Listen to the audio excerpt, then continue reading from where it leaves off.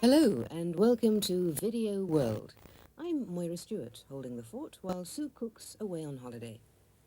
In this issue there's lots of variety, everything from moving pathos to crazy comedy. Alexei Sayle, for example. His series, Alexei Sayle's Stuff, takes a highly individual look at the stuff of life, and as you'll see, there's a lot of stuff about that lends itself to his kind of inspired lunacy. Then there's our play, number 27. Andrew Vetch has a beautiful wife, a budding career, a flash car, a luxurious house, and he's about to make a killing on the property market. But there's one major snag. Old Miss Barwick at number 27 is quite determined to stay put. The British Motorcycling Grand Prix drew huge crowds to Donington Park this month and provided some thrilling racing. And from Hickstead, home of the country's big show jumping events, some of the world's best horses compete in the Hickstead Derby. From the world of documentary, we have One Day in the life of consultant surgeon John Walwork. From Papworth Hospital, he gives a rare glimpse of the feelings, the skills and the problems of doctors involved in transplant surgery. First, though, a story we dealt with in Video World back in April. The tragedy at Hillsborough Football Stadium in Sheffield when 95 people died in the crush on the terraces. The inquiry into the disaster by Lord Justice Taylor has issued its preliminary report. In his report, Lord Justice Taylor lists 43 measures he says are the minimum necessary to ensure grounds can, for the present, be safely used. More than half of them should, he says, be carried out in the next 2 weeks before the new football season starts.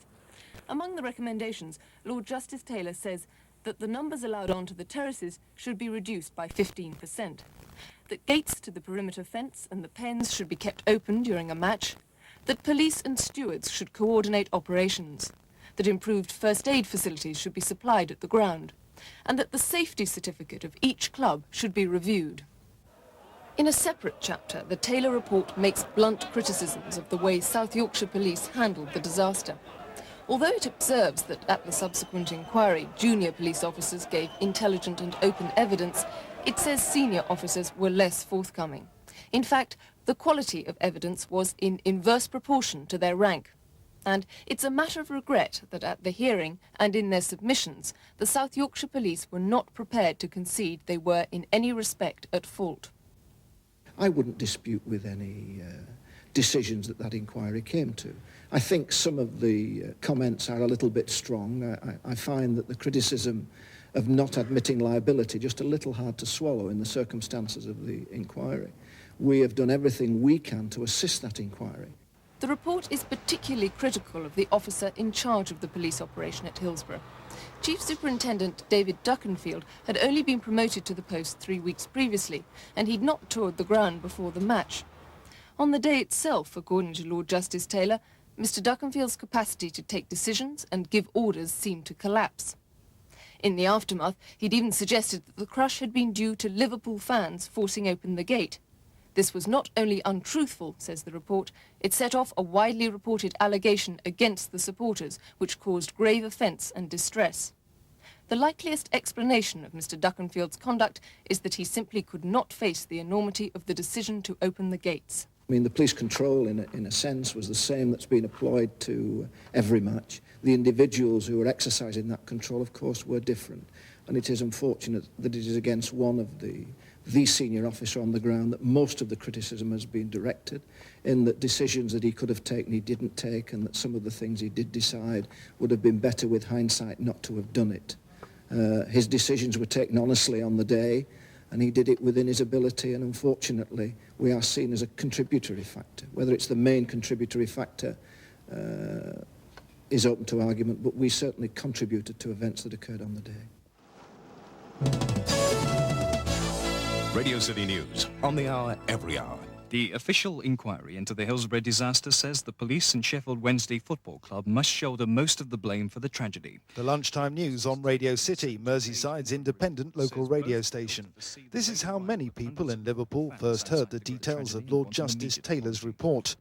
Today, the harrowing memories are still vivid, the sense of grief almost as great. The flowers may have been cleared from the pitch, but here in the shadow of the cop, And throughout Liverpool, there's a growing determination that the tragedy that was Hillsborough must not be allowed to happen again.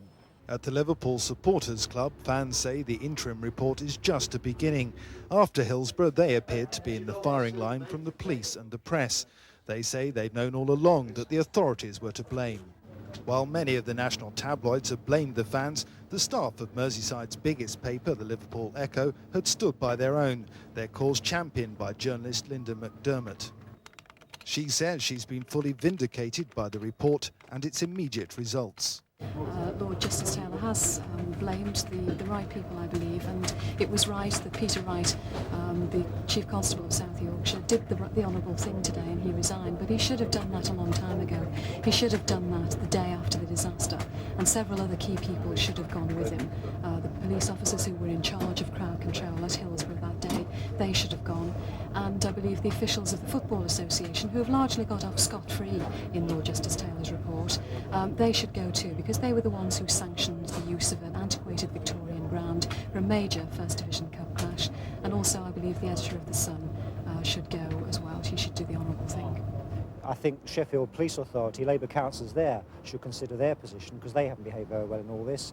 The policing on the day was poor. The FA didn't tell the truth about Liverpool's claims. Lots of mistakes were made. People relied upon false images of Liverpool fans in advance, and that led to an atmosphere in which some of this trouble was helped to be made worse. Now I think there's the chance to realise that the world has done Liverpool an injustice in the past. A single floral bouquet remains at Anfield tonight, a tribute that questions the future of many of those who are being held responsible for the Hillsborough tragedy. Since that report, the South Yorkshire Police Committee has refused to accept the Chief Constable's resignation. He's continuing in his post. In the world of the arts, August means just one thing, the Edinburgh Festival. The programme, Edinburgh Nights, is covering the dozens of plays, concerts and exhibitions, mainline and fringe, that make Edinburgh the centre of the world of culture for a few weeks. Tracy MacLeod reports.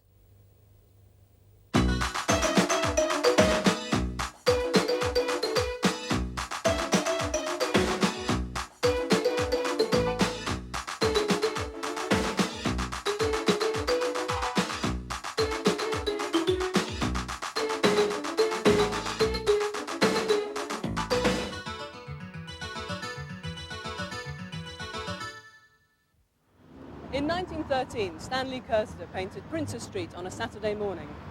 His futurist bustle gives some sense of the urgency, even then, of one of Europe's busiest thoroughfares, though nowadays the teeming crowds on Princes Street are more likely to be fleeing from some pavement artist or busker than going about more respectable business. Cursiter's painting forms part of an exhibition that's one of the big draws of this year's festival, Scottish art since 1900. The exhibition has provoked furious debate. Who's in it? Who's out? But first, Martha Campbell takes her son Stephen for an educational day out at the Gallery of Modern Art. But you see what? You see, you're looking as a. Well, I'm not an artist. I'm looking at something I like. You're looking as a buyer. You're asking me, do I like it? And I love that too. Look at that rose. That is absolutely gorgeous. Look at it. And the vase. Oh no, yes. Oh, that's nice. You could pick that rose. This is beautiful. Mm-hmm. So the way it's done, and the wee touches and the wee things and stuff, it's gorgeous. But then again, you see, it's just a wee sketchy poo and who's? I mean, I don't know. You know, it's a wee sketchy thing. You're the artist, and it's a touch and it's a movement of the hand, and I can't really say that it's great. But I know it's lovely, but who's to say it should be here? Let me put my arms around you like I done when we were young. So buy that one. But art's not about buying. No, I know it's not, but I like that. You know, this is you. I mean, you're getting the wrong idea about art. Art's about buying, acquiring it. To me, it's a canvas. Right. With rough paint, right. Strong colours, and that is it. But that sounds like a compliment. Is it? Well, if these it's a compliment, days, a big canvas I wouldn't with buy strong it. colours sounds like a. But you know about any art in your life. No, I couldn't afford to. You may really buy a wee thing. Maybe a wee thing. But I mean, I did buy one wee thing from Paddy's Market. That was very good. It was who was very that? good. I don't know. I don't know the lady's name. I'm assuming it's a lady, but it was lovely. The vase. Oh, the vase, the watercolour thing. Watercolour. That was that was a print. 50 pence. No, that was a print. Never. That was a never, print. No, would never stay. It was a paint. It was painting. You were conned. That was a print. I saw it. 50 pence. Well, it was a print. I was conned. Absolutely. Never. It was gorgeous. Look, let's go back to this. Right. Let's go back to modern art. Well, here. I wouldn't 50 pence from no. But see, look, see if you go like that. Look, they go like this, and sort of narrow a wee bit. You know, you think, oh, that's no. Stand back, maybe. Oh? No. Or even get closer. I wouldn't want to get any closer than what I am. I don't know what it's supposed to signify. Is there something on it? It's symbolic. Oh, but symbolic, I know. It's about symbolic of what? It's about things. Right. Well, you certainly said your piece. And we hope to bring you more from the Edinburgh Festival in our next issue. Meanwhile, sport. And first we go to Donington for the 500cc British Shell Motorcycle Grand Prix. Here's Murray Walker. So, pole position, Kevin Schwantz, Suzuki. Next to him, Lawson, Honda, Rainey, Yamaha, Saron, Yamaha, Cadalora. First 500cc Grand Prix, front row of the grid, Neil Mackenzie in the second row, and Pier Francesco Chili on a Honda. Kevin McGee on a Yamaha, Ron Haslam on a Suzuki. It is a 30-lap British Grand Prix. It is, of course, a clutch start in first gear. Feed in the power with the right hand with the twist grip. Drop the clutch with the left. Look for the lights. And away. And it's a beautiful start by Wayne Rainey. Wayne Rainey surges away down to Redgate. The first right-hander. It's Wayne Rainey well away now. Heels over from the left-hand side of the grid. Kevin Schwantz went up. Saron is in second place as they go round the right-hander. He's down to third position. Now they're out of Redgate at about 135 miles an hour, dropping downhill. This is 150 miles an hour, up towards the hairpin, and it's Wayne Rainey leading. Saron is in second place. It looks like Kevin Schwantz in third position. Now up to McLean's, second gear, 75 mile an hour corner, and that's Chili, that's Chili, that is Pier Francesco Chili, the Italian rider on the four-cylinder Honda.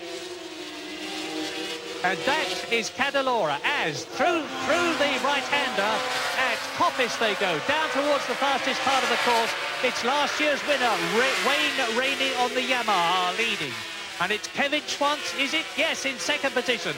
It is Saron in third place. It is Eddie Lawson on the Honda in fourth position through the S's. Now, over the crest of the hill, down towards the slowest corner at Donington, the Melbourne hairpin. Look for the style. Rainey, Schwantz, Saron, Lawson. Gardner is there, and then it's Neil Mackenzie on the Yamaha. So it's Yamaha leading, almost at the end of one lap. 29 laps to go at the end of this one. And Wayne Rainey, look at the speed of these bikes. They're going through our camera position there at about 140 miles an hour. Rainey, Schwantz, Saron. And you saw there that British rider John Mossey has been given a penalty, presumably for jumping the start. So Rainey leads, last year's winner. Then it's Schwantz. Christian Saron closing up a bit. Eddie Lawson has got them all in his sights. It's Yamaha, Suzuki, Yamaha, Honda. Then behind Eddie Lawson, Wayne Gardner, who, as Randy said, has come up from the third row. And there's a change there. Kevin Schwantz going through. Kevin Schwantz, the Texan, goes into the lead on lap 2, almost at the end of it, with 28 laps to go. Now, is he going to pull away? What do you think, Randy? Well, I think Kevin has a good handling bike, and I think that there's a good possibility, and there might be a good move with Eddie Lawson back there in fourth place to get out in the lead. Schwantz leads, Rainey second, Saron in the blue leathers is in third position, and Eddie Lawson, the man who's second in the World Championship and 3 times a world champion, in fourth position. And that is Dominique Saron Dominique Saron's Honda, that's Christian's brother, out of the race. 28-year-old Neil Mackenzie, he's the fastest man on the circuit. He has just gone round in 1 minute, 34.96. And that is 2 seconds almost inside the lap record. So, new lap record holder, Neil Mackenzie, 8th in the World Championship. And my goodness, he's going for it. Now, Randy, do you think the Yamaha's got any advantage here? Well, Yamaha handles really well. It's a very neutral bike, and as we know, Wayne Rainey won here last year on the Yamaha. So, you know, Neil's really working hard at it, but you can see him moving up.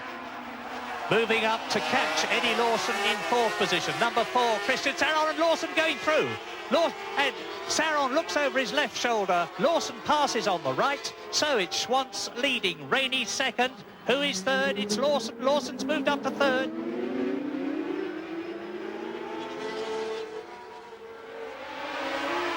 Saron 4th. Mackenzie 5th. Kevin McGee is in 6th position. Wayne Gardner is in 7th place. Ron Haslam is 8th. Luca Cadalora on the Yamaha, his first 500cc Grand Prix ride, is in 9th place. Pierre Francesco Chili that you saw go off, and look at that! Wayne Rainey goes through into the lead. So, Wayne Rainey, the Californian, leads the British Grand Prix on this, the 5th lap. Displaces Kevin Schwantz. Well, now, let's look at it again as Wayne Rainey, number 3 on the Yamaha, takes the lead by going through on the inside of Kevin Schwantz. Yeah, it was a very exciting move, you know, going underneath the left-handed there. I think both riders are trying to feel each other. Nobody really wants to take the lead and try to move out. It's a lot of energy to do that, to take the lead and try to pull an advantage. And look at Mackenzie, he is in 2nd position, and there is a roar of approval from the crowd.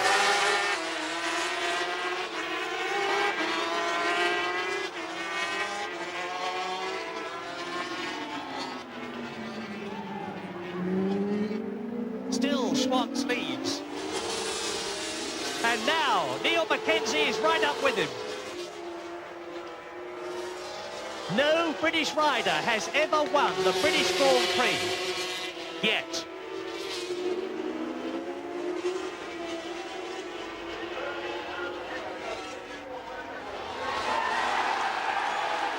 And look at that, Mackenzie leads. Neil Mackenzie leads the British Grand Prix, but for how long? You can see the crowd willing him on. Now they're sailing through the back markers, and is Neil Mackenzie going to win this £25,000? We've got a lot of this race yet to see. This is lap 9. It's a 30-lap race, but with his machine absolutely juddering under power and performance, Neil Mackenzie sails through, takes Schwantz with him, and as you can see, unlike car racing, as Eddie Lawson comes up to challenge Kevin Schwantz, there is plenty of room on the circuit for these single-track motorcycles to lap the people in front of them. Now, let's have another look at Neil Mackenzie making history and taking the lead. There, number 34 on the Suzuki, Kevin Schwantz, 3 times a Grand Prix winner this year. And from out of his slipstream, with a very tight turn into the right-hander at Redgate, Neil Mackenzie leads the British Grand Prix on lap 9 out of 30. Now, let's have a look and see as Lawson comes down to the Melbourne hairpin. Rainey, I think, has got in front. Look for him. Look for Wayne Rainey, number 3. And where is he? They're coming up to Goddard. Now, let's wait and see. Is it Wayne Rainey? Indeed it is. Wayne Rainey on that charge to close the gap between himself and Eddie Lawson, who is 2nd in the World Championship, to the leader, number 3, Wayne Rainey. Rainey has taken 3rd position away from Neil Mackenzie.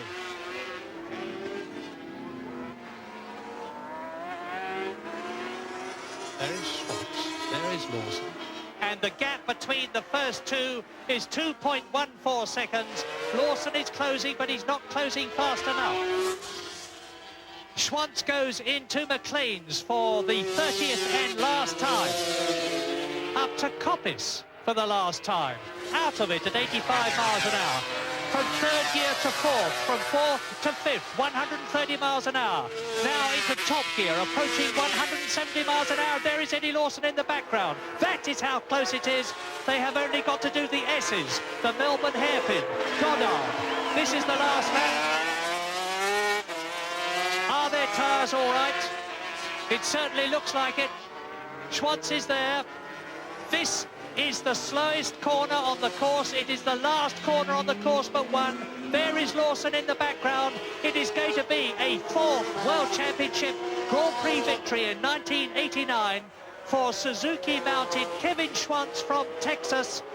He's out of the last corner now. He sees the checkered flag, and there behind him is Eddie Lawson. A tremendously close finish in this Shell 500cc British Grand Prix of 1989. Wayne Rainey finishes in 3rd place, Neil Mackenzie 4th, Sarron 5th, McGee 6th, but Kevin Schwantz, wheeling and doing his famous stand on the rest trick, is absolutely overjoyed. The 500cc British Grand Prix here at Donington, won by Kevin Schwantz from Eddie Lawson, Wayne Rainey in 3rd position, Neil Mackenzie 4th, Christian Sarron 5th, Kevin McGee 6th. The Shell British Grand Prix was really something to see. Wayne Rainey now leads the championship by 6.5 points from Eddie Lawson, with Christian Sarron still in 3rd place, Kevin Schwantz still 4th, McGee still 5th, and Pierre Francesco Chili still in 6th position. 4 races to go. One of the highlights of the equestrian calendar is a British Silk Cut jumping derby at Hickstead. This year, Joe Turey had a clear round on Country Classics Kruger. And here now is Nick Skelton, winner for the last 2 years, going for the hat-trick. And the last time we had a jump-off here in the Iron Riding for Ireland, he was 2nd. But Nick knows the pressure's on him now. We haven't had a jump-off with clear rounds since Terry Newbury jumped off against Eddie Mackett in 76.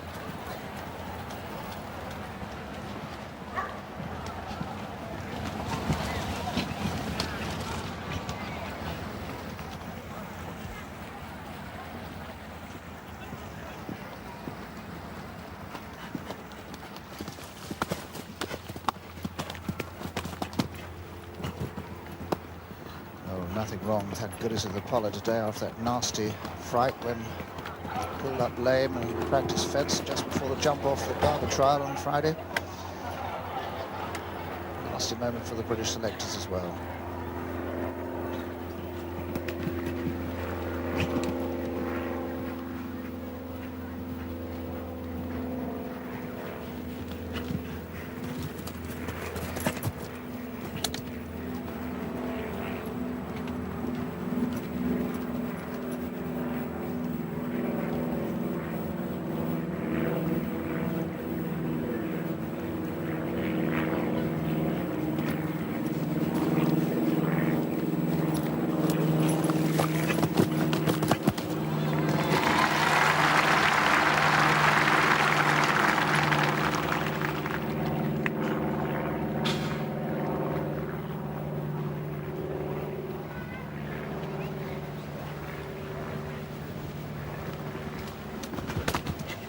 What a jockey, huh?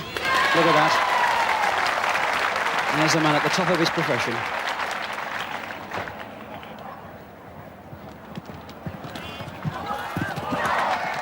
Oh, steady back.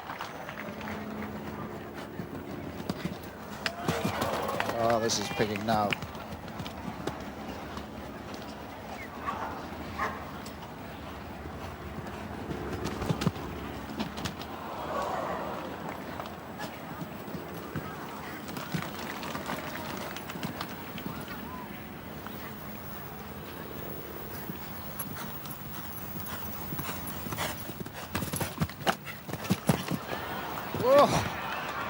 No problem with the time. Nick looks at the clock, coming to the last.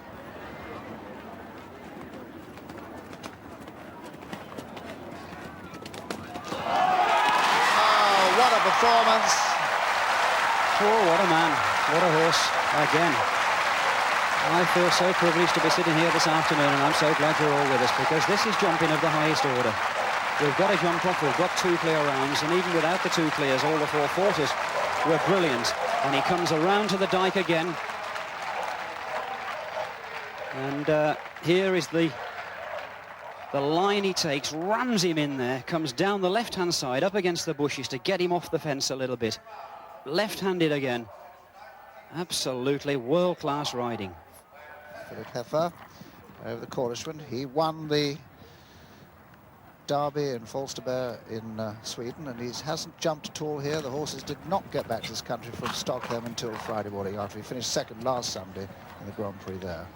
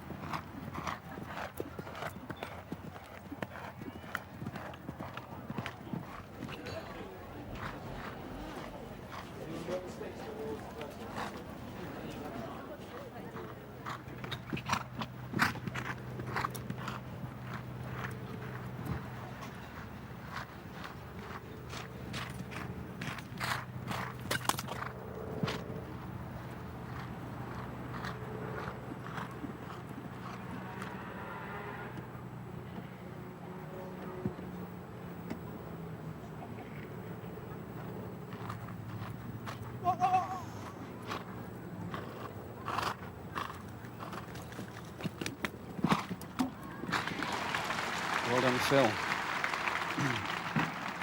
See what a dreadful grip this horse takes. He's carting Philip all the way to this rail, as if he's hell-bent on busting it. Let's see if he can get him off it.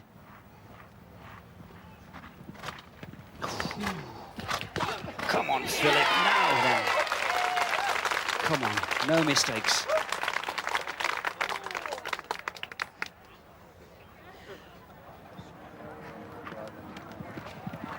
Good shot.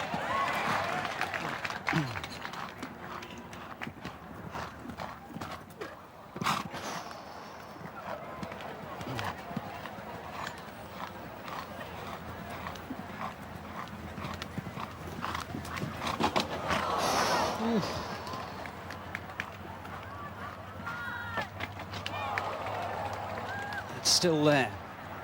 The brakes are failing. He's running on his nerves now. Steady. One to go. Plenty of time. 20 seconds at least. Hold him. Hold him. Good shot. Oh, well done. History at Hickstead this afternoon. 3 clears in the Derby. Would you believe that? And here we were saying it was a little bit of a substandard field this year because the foreign entry wasn't quite so strong. And I honestly think, and it's not over yet, but this is quite the best Derby I've ever seen. 3 clears, never been done before. And there they are. Joe Chury, he'll go first against the clock. Country Classics, Kruger, Nick Skelton, breathing down his neck, Burma Apollo, and now from Essex, young Philip Heffer, Viewpoint. In comes Joe Chury. Joe, who's done so well this last year or two, got a tremendous record in Nations Cups on this horse, double clear in Aachen and Luxembourg. And now a great shot at winning the British Jumping Derby. He's on the European Championship team at the end of this month in Rotterdam. Good luck to all 3 of them.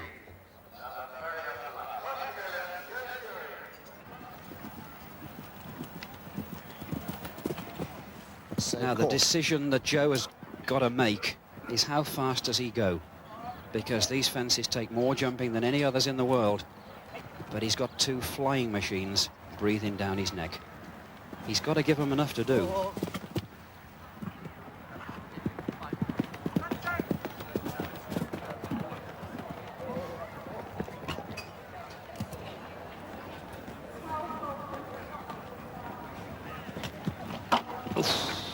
Now, how tight dare they turn here? That's tight. 2 strikes to that. Oh, Joe, well, he had to give it a shot, didn't he? But that's one place where it is one heck of a risk to chance a stunt like that. And Joe's expression, I think, would agree with my opinion there. Comes around there, just 2 strides. That's the sort of thing you do in an area international trial, not really a derby. But, as I said before, he had to do something special, or try to, and then jumps it clear. Look at that. What a pity. But he's only got 3 faults, and he mustn't have time faults.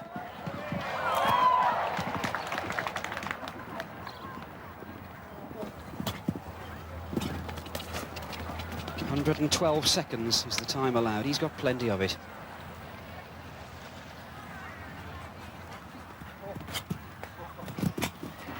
Now then, this is important to him, because if he's only on 3 faults, he'll have to hope the other 2 can cut each other's throats and have a fence down. Oh, Joe!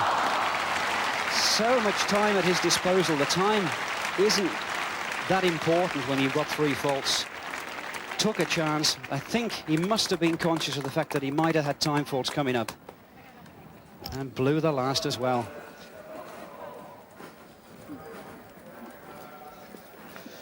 Well, it's 7 faults for Joe Thierry, and now Nick Skelton knows that he's been handed it, but Viewpoint is last go, and Viewpoint is very fast indeed if those fences stay up. So just what tactics are Nick Skelton going to play?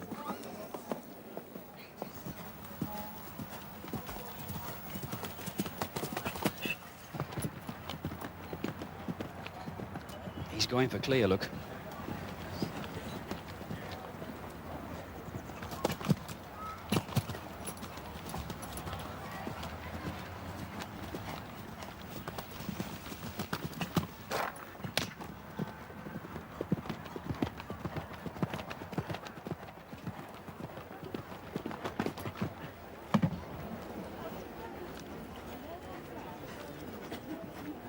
Joe Thierry was at the Dyke in 37. You can see what Steve said, that he's going to go clear. Well, at least he's trying. Shame shot again. Look at that. Brilliant. Absolutely brilliant.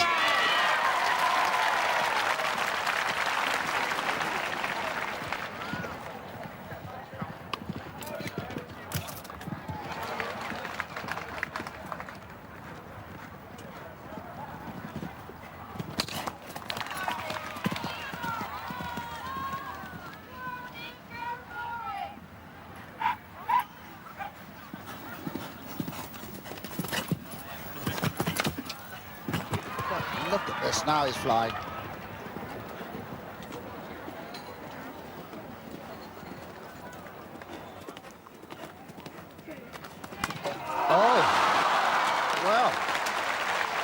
Well, this competition's got everything, hasn't it? I've never seen anything like this before. I mean, this is absolutely tremendous stuff. You could cut it with a knife this afternoon.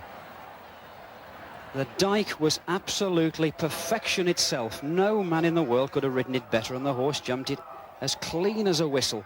What a stride off the corner. Stands him off, rams him at it at the same time.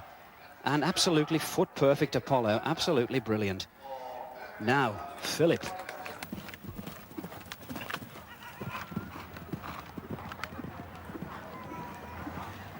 Just a clear to win.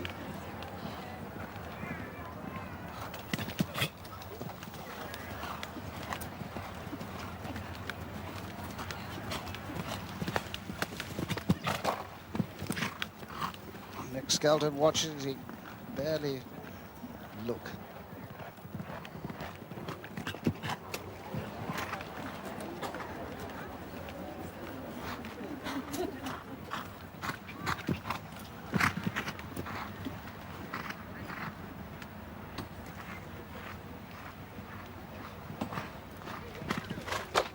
Come on. Oh. Now he's got to speed up. Don't go crazy, Hef. Oh, he's in. Nick's got it. 3 times on the trot. A kiss from Sarah.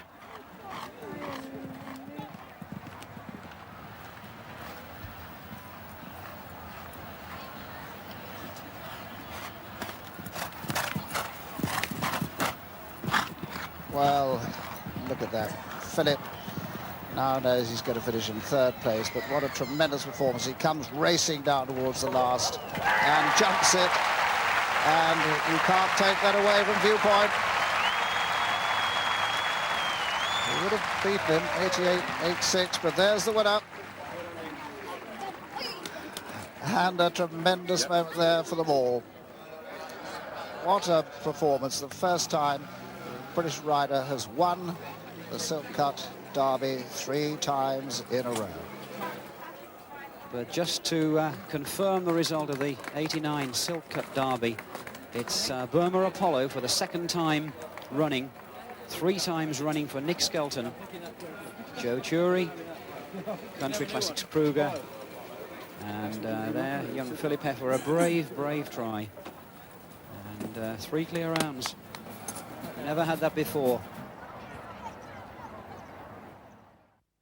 What's it like to hold a human heart in your hand? You can find out in one day.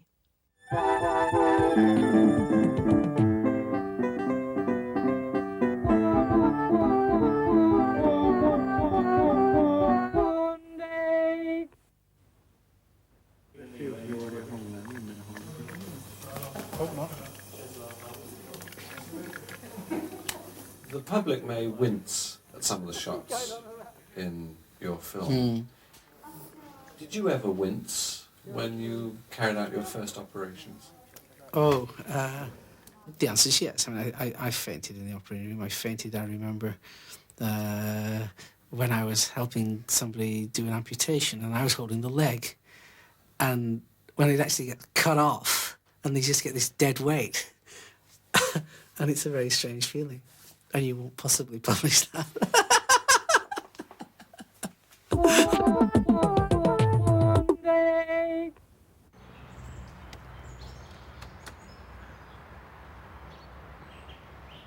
How removed from the sorts of feelings that I might have witnessing an operation are you? I'm not removed, they're altered. And I think actually it's a better question to say how removed am I from feelings about patients. You get burnt, and I got very burnt about patients, particularly in the States. I got so wrapped up in the patients that I remember when my mother came to visit me in the States and she was dying. And I probably spent more time in the hospital with a patient who was dying than with my mother. And that was probably wrong. All right, okay. Basically, one of the points is never knowing when to say no. And people ask you to do things and you say yes. And then you suddenly find out, as probably you do, that the deadlines are there and the deadlines are there and the whole thing heaps on top of you. And hence I carry this great sheaf of paper backwards and forwards. But I spend a lot of time shuffling paper, which is ridiculous. Absolutely ridiculous.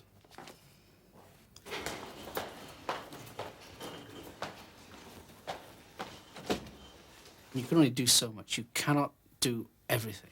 So somebody stuck an oxygen mask on him this morning at 4 o'clock and he's hellish confused now, actually. He's very CO2 returning.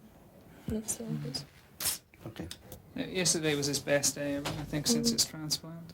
So who stuck oxygen mask on? I don't know. He may have. Apparently, he takes this mask himself. I think he may have plugs done it himself. in.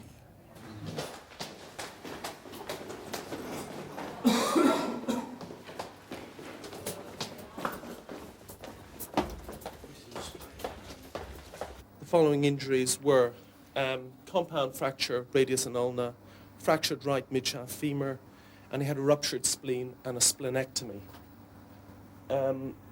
He had quite a rough time after this, had a prolonged period on ventilation in the intensive care unit. But I'll probably drop doing some of the hospital management soon. I've done 3 years of it. And I know that my efficiency at it's not been as good this year as it has been the first 2 years, because of other things to do.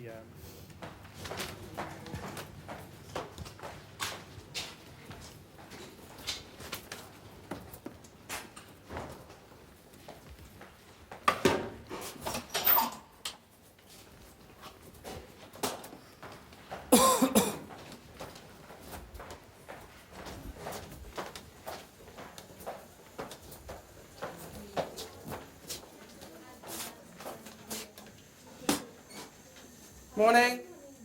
You got your speaking tube in yet? Criteria do you use in deciding who gets the come back. operations? You could make an arbitrary choice about age, but we've just, again, written to show that cardiac surgery in the elderly, and particularly coronary artery surgery in people over the age of 65, is actually very beneficial. And so you can't just arbitrarily say people over the age of 65 shouldn't have heart operations. This is a patient we're going to see who's been catheterised this week and has been told he needs a heart operation. And over the years, your heart's been managing to cope with that by getting stronger and stronger and pushing blood through a narrower and narrower hole. So your heart's going to work very, very hard. And that could cause you a lot of trouble if we don't fix it for you. Thank you. I don't know whether he's staying in or not. I'll let you know. And then there are people who we think we should do sooner on our waiting list, and that's currently around about, say, 6 weeks. And then there's a routine waiting list, which has grown from, which it used to be controllable around about 2-3 months, which has now gone over 6 months. He had his heart transplanted 20 days ago, 3 weeks ago. 20 days. And his last biopsy was fine. His renal function is now getting better. So he's sailing now. Who's from the unit? I'm sorry, I've got to be able to see. Where are the nurses from the unit? Nobody from the unit? What's the unit's number? This morning, you had several meetings, one of which you lost your temper. What was the problem there? I want a nurse up here. I don't want any ifs and buts, and I don't want any nonsense about they can't manage, and I don't want any nonsense about them doing it with bad grace. I just think they've got to get their butts up and come to what is a very important meeting. Yeah, but we're going to start now. And I want to see one. Okay, bye. Okay, morning. Sorry about that. But it's important. It was a little galling to find out that large numbers of patients weren't represented. I can understand the reasons why, and I know the reasons why. And it's very difficult when you're overworked to do that. I mean, they are very overworked, there's no doubt. Right. Well, I have to be in 10 seconds because you're already 10 minutes late for the meeting, and yours is the first patient we're discussing. Bye. You've got to be here. This is for the patients. We've got a lot of patients to discuss. And it goes on at 11. Everybody knows about it. And you've got to bloody well be here. So you can pass it on to all your colleagues in the bits that aren't here. I'm very, very, very pissed off. We will start off with people down on Malloy. Is somebody from Malloy? Yeah. Okay. Why did they do that? Why did they do that? The chest unit. It's like that most weeks. It's like that most. I'm glad you saw it today because it bugs the hell out of me. Okay. Right. Does the National Health pay you enough to take on that sort of strain? Pay is very difficult to equate. I mean, if I did what I did in the States, I mean, I would be earning far more than I earn from the health service. I know that I can earn in doing private surgery, which I do 1 day a week. And that 1 day I probably earn as much as I would earn in a month on the rest of the health service.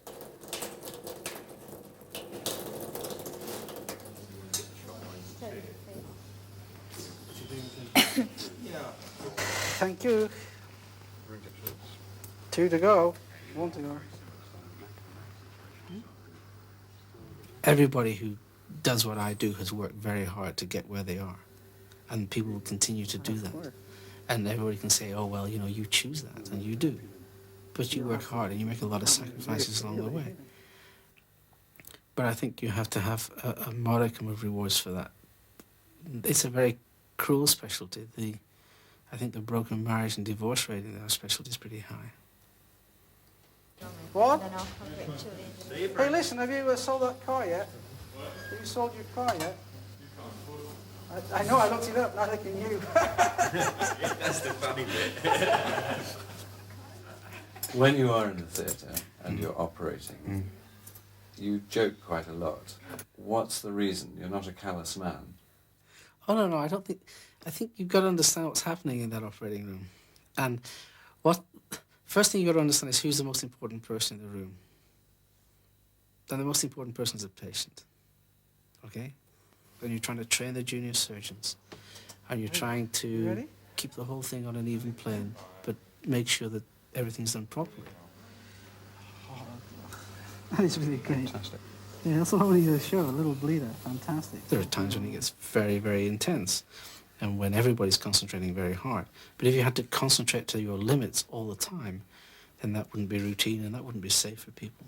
So I perhaps use humour in the same way that other people might use music to relax people.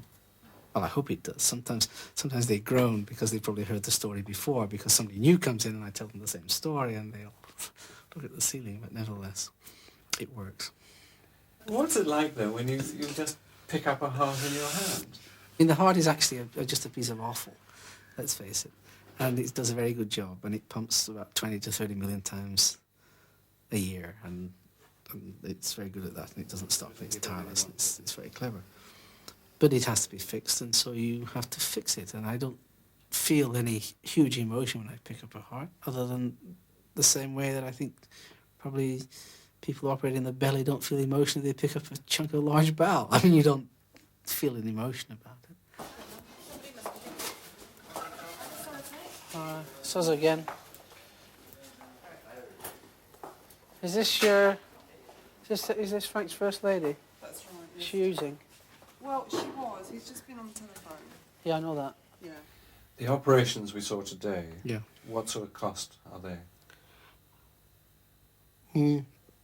The total cost for those procedures you saw today, and that includes their hospital admission, the operation and everything, is about £3,000 to £3,500.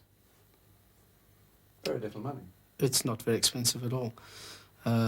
What matters is there a benefit for the cost, and the benefit in looking at those patients' quality of life.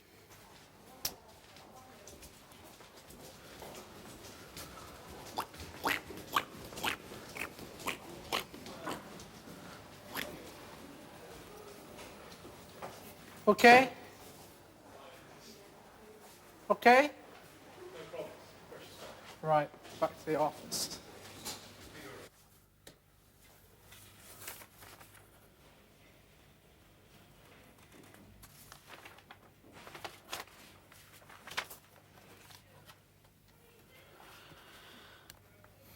The two letters here, one. Hi. Oh, yeah, right. Listen. Now, hang on. Ready for you in theatre, Mr. Walworth? Thanks, Rog. Where are they actually at? They're just waiting. Well, they're just taking the vein down. I'm just literally at to see a transplant patient. Hang on a second. Okay. I'll come with you and I'll just come out of the water.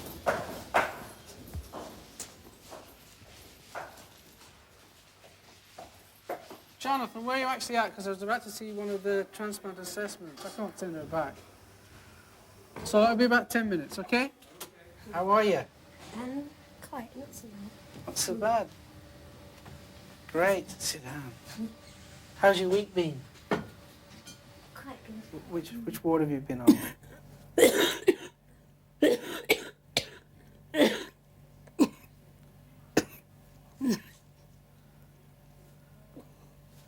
Is it the Baron's ward? Been down to Cheshire? Yeah. Have you been in hospital a lot this year? Well, I mean this last year, yeah. 4 months now. Jeepers. On and off, you know. On and off. I mean, you're not going to get much better without something happening, are you? That's the thing. And you're a young lady and you need to have something done, I'm sure, for goodness sake. You really do. During the day, you interview some very sick people. Mm. When you go home, do you continue to think about them? Mm. Yeah, and I used, and you're talking about the lady we looked at for a heart lung transplantation today, who's really very sick, and she knows she's very sick, and I know she's very sick, and you do because you saw her, and she doesn't. You don't need to be a doctor to still. So the lady's very sick, and there are over 40 people like that on the heart lung list, and over 30 on the heart list like that, and more and more and more out in the country. We can't help everybody. We will try to do our best for her. You have to remember, though, that to help her, some normal, healthy person dies, and it might be your wife or your daughter or your son. Now, that's tragic, and in a way, if they didn't die, we wouldn't have that particular resource. But if they do, it's a tragedy we don't get access to the resource. And they can go off early in the morning. Yeah, they can go. They're fine. They're fine. She's a sweet kid. See you in the morning. But she's sick. Okay, bye, Ginny. Thank you. Right, let's get hold of Joe. When you're talking to very sick people, how do you decide who should and who should not have a life-saving operation? We can't help everybody. We accept that. And those that die on the list, and about a fifth of them will, perhaps even a quarter of them will.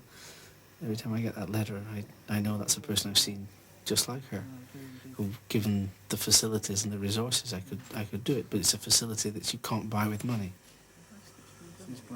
Sometimes you get to the stage where people are so sick, you know that resource is not going to give a good benefit. And if you've only got so many organs a year, you could argue that it's better to have, say you've got 100 organs a year, it's better to have 80 of those people alive at the end of the year than to do very high-risk people who are moribund, very, very nearly dead, and only have, say, 60 of them alive a year. It's a very difficult equation when you're presented with a patient. Is that a beautiful walk today at all? It's not as bad as everyone seems to think. I've had hard to, what did you call it? No. Have we got anything down the chest unit I need to see? No, I don't think so. I might come down and see Tim in a minute. I mean, he's supposed to be phoning me when he gets in.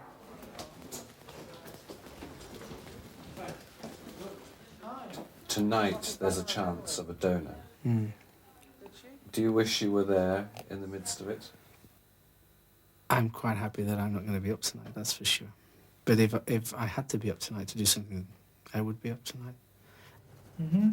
When do they want us to go? Tonight. Tonight or early tomorrow morning.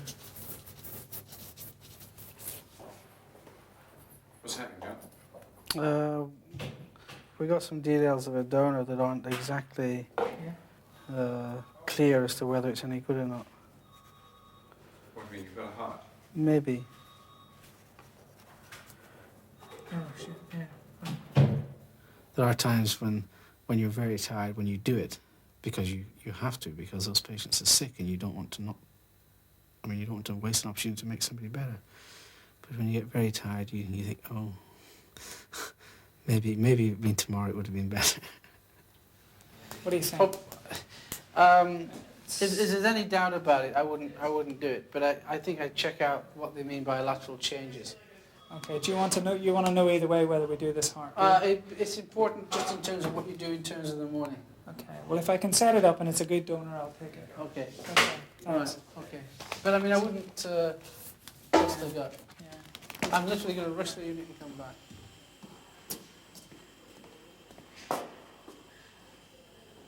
You know, he's actually ventilating. I mean, he's shifting air, all right. What he's not doing is not oxygenating properly. Anyway, why don't you finish that? Because I mean, what? You going home now? I'm going to try to, yeah. Okay. There was a time when I nearly gave up surgery when the person I worked for in Glasgow, who was the professor of surgery there, just dropped down dead on a squash court, and then he was 38 years of age. And I very seriously considered stopping for lots of reasons. And I thought, well, what am I good at? And I thought, well, I'm pretty good at making important decisions, sometimes on inadequate and sometimes quite erroneous data. And I thought, well, what could I do with this talent? And I thought, well, I could go to the stock exchange. But I didn't do it. But I really don't know what else I would do. I really don't. Well, there are many people who are grateful that you do what you do. And John Warwick, thank you so much for sharing your day with us. Thank you. Thank you very much. It's the booze. Look at that. It's the booze. Was that all right? It was lovely. Yeah, the stock exchange. It's true. It's all true.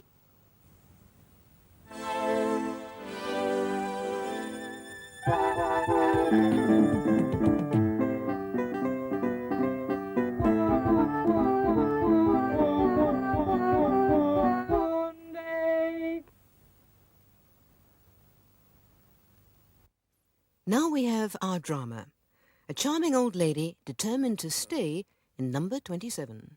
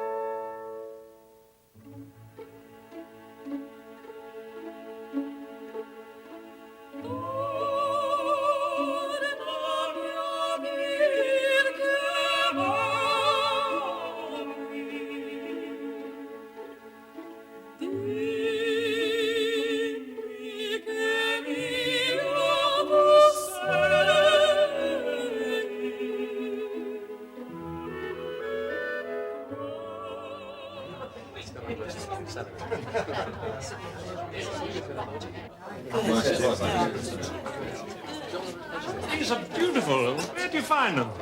Oh, Sally descended on Sotheby's one afternoon, armed only with my checkbook. Inside tip, eh? What are friends for, eh? More plot? Rather.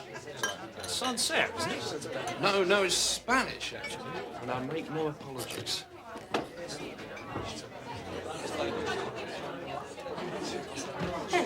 How we doing? 8 left, no beer. I love the chairs. Cute. Neither am I. Oh,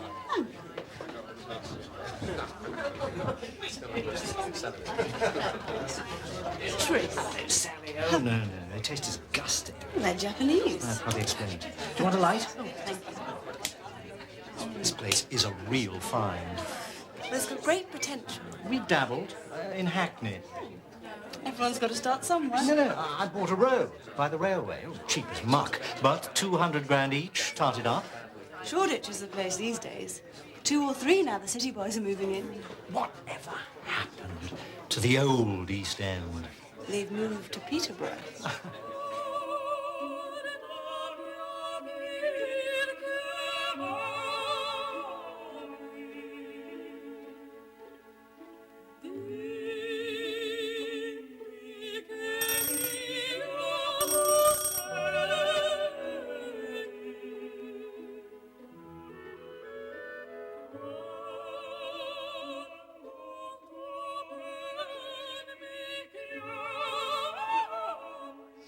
Stevens, Golden Prospect Developments. Are you in receipt of a letter from the planning office? Hello, Bunny.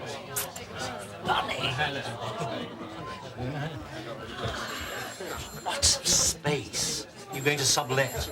You must be joking. This is going to be all for us. Rattle a bite a bit, won't you? Don't be so unimaginative. We'll have a few kiddies to fill it up. These were built as family houses, you know. Andy, phone. Oh, can't you? Excuse me. All right, coming. Simon! Sorry, John. Don't be long. Here, take the poison, spread it about, not too thick.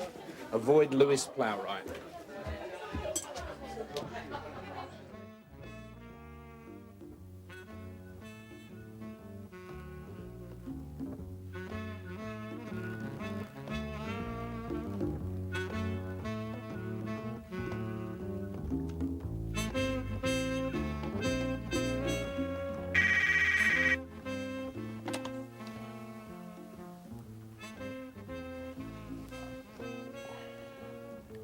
The ready position, then the shoulder turn.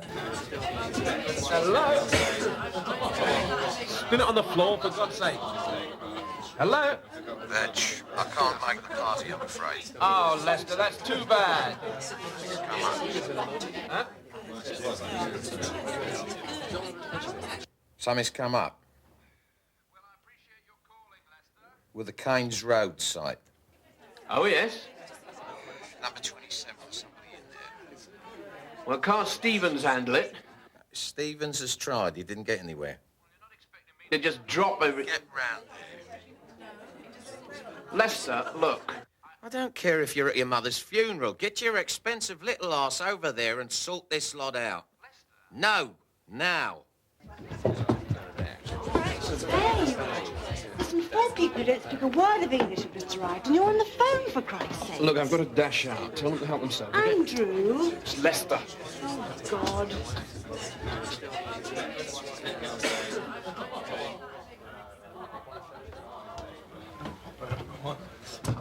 Mikoto, so nice of you to come. For warming the house.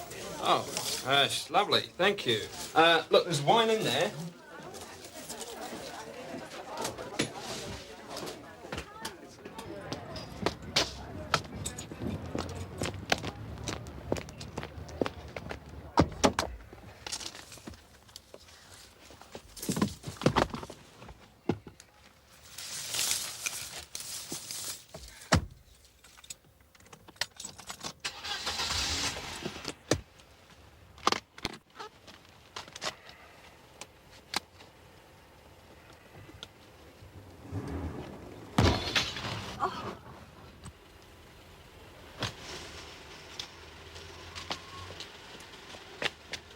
My fault. Oh, yes, undoubtedly. Absolutely my fault. Here's my card. It's got my name and registration number, insurance company on the back.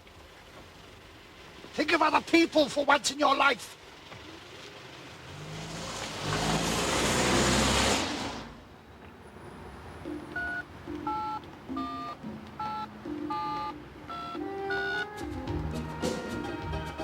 Stevens? Yeah, Vetch. Listen, what's going on, for Christ's sake? Look, we're talking... No, don't give me that. Look, old ladies are your job, not mine.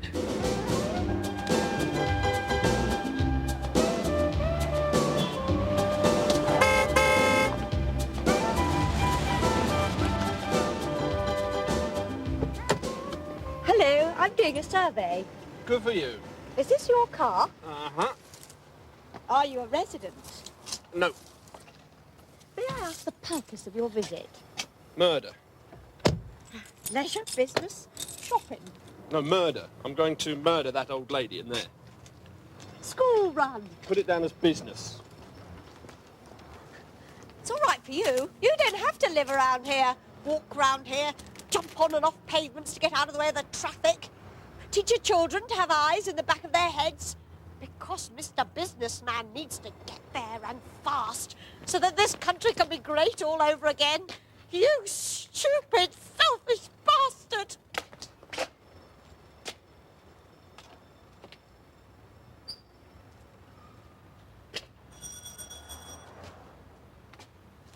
Mrs. Barwick? Miss Barwick? Yes. Hello.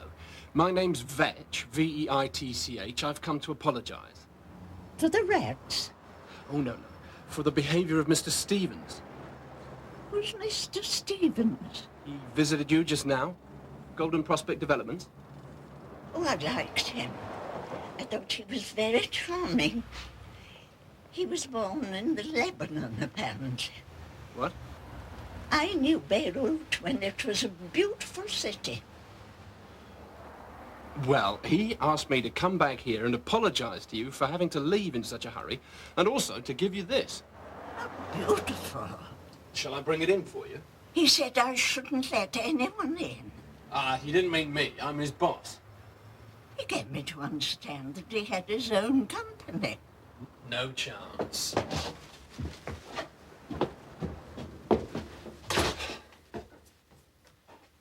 My second young man today.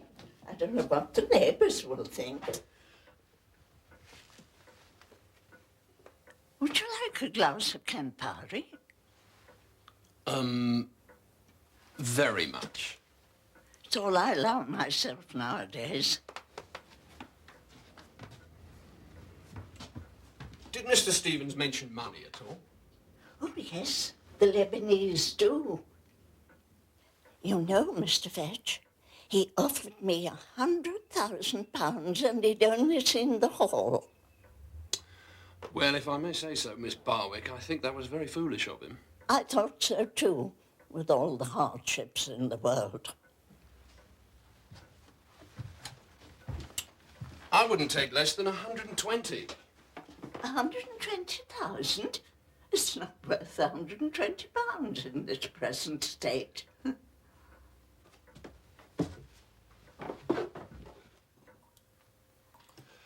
Well, it's a very desirable area. That's what Mr. Stevens kept saying. He should try buying some nice fresh green vegetables. Have you lived here long? 90 years. Sorry, no soda. That's fine. Now we must find a place for that remarkable specimen.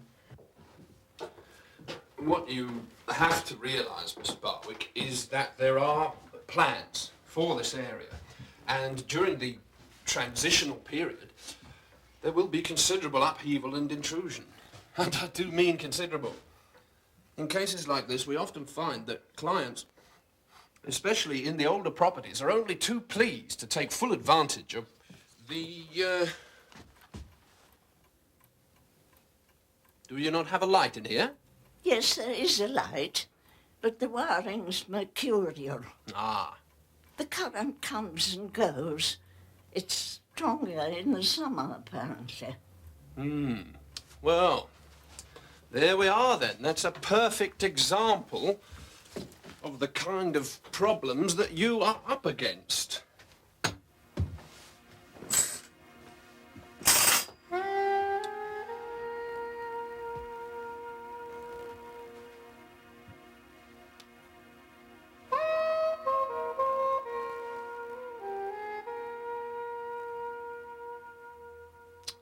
That's rather nice. Mahogany. Interior satinwood. Georgian? William IV or George.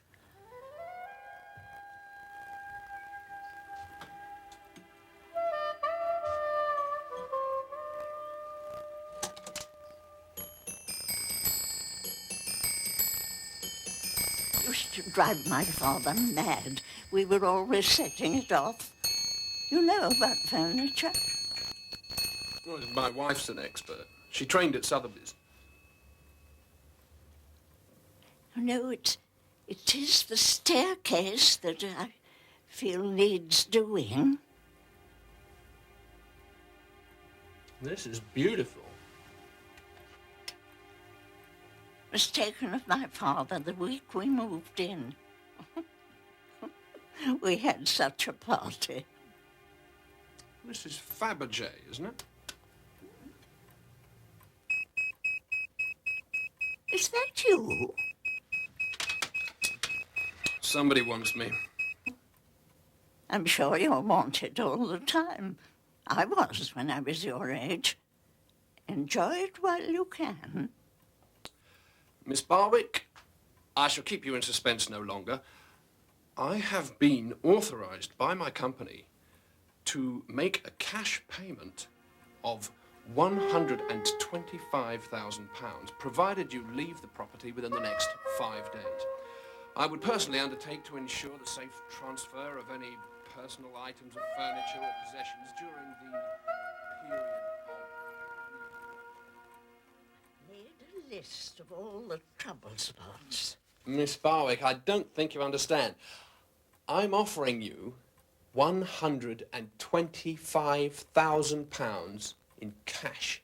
Only small things, but extremely irritating. Miss Barwick, please listen. I've never said this to anyone ever before, and I'll probably never say it again. Name your price. Staircase, lights. What's that? Central heating.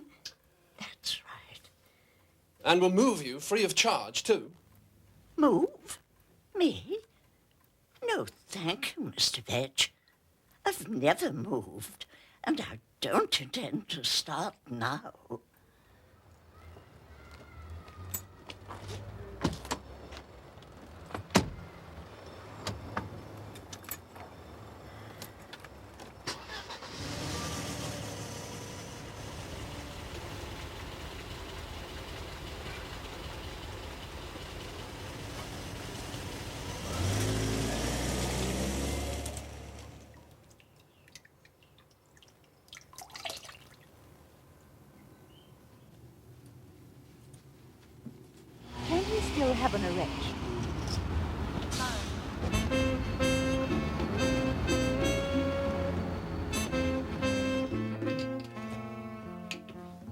Yeah.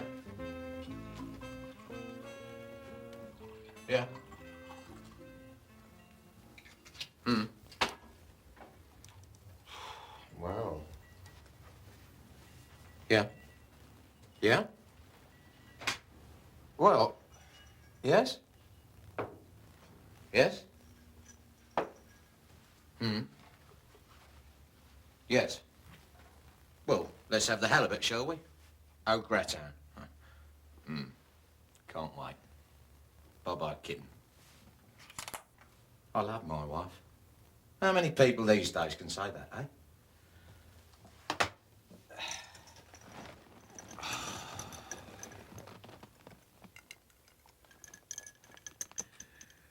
Andrew, it's time to pull the Keynes Road site together. I thought it was going to be next year. Well, it's right now.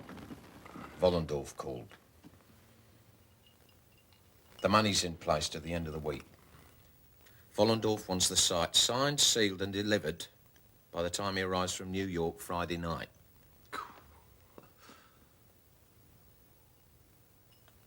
Wollendorf's not a nice man, Andrew. He doesn't know much about art or cooking or music or any of the things that, you or I appreciate. Wallpaper, curtains, chairs, inlaid satinwood bookcases. You've got 1 week to get her out. Supposing I can't. Listen, no site, no deal. No deal, no money.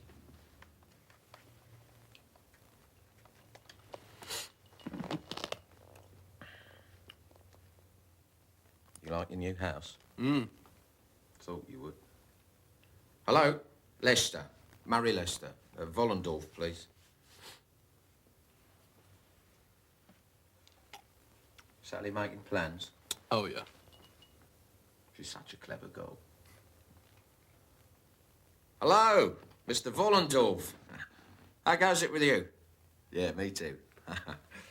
Now then, about the Keynes Road site. Well, it's quick, but there'll be no problems. No. I've put our best man on the job. Vetch. Veitch. Vetch. Pronounced Vetch. Yeah. Yeah, so am I. Good night. He was very understanding. Let's not let him down, eh?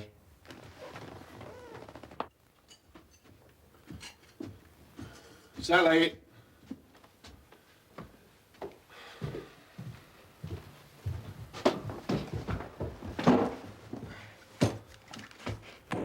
Sally? Who's in there? Clive.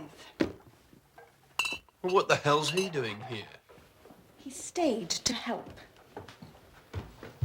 Yes, well, now I'm back, in case you hadn't noticed.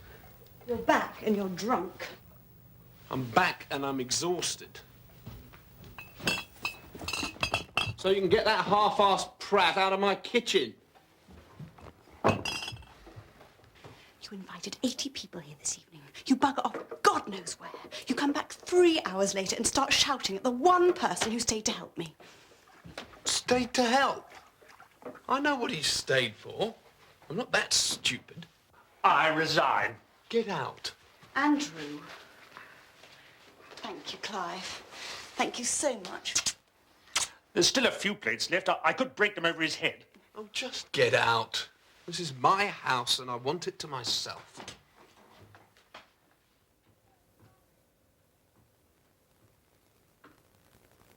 What was that all about? Work. Pressure of work. Well, perhaps you should ease off, darling. Ease off. Ease off when you're dead. Well, at least we've got the house. And it'll be beautiful. My taste and your money.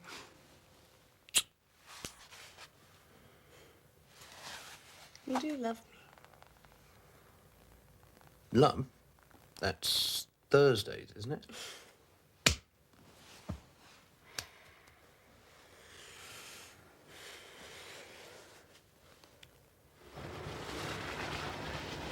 pressure on it when you're making love. It's a very small flat, you see, and with the children.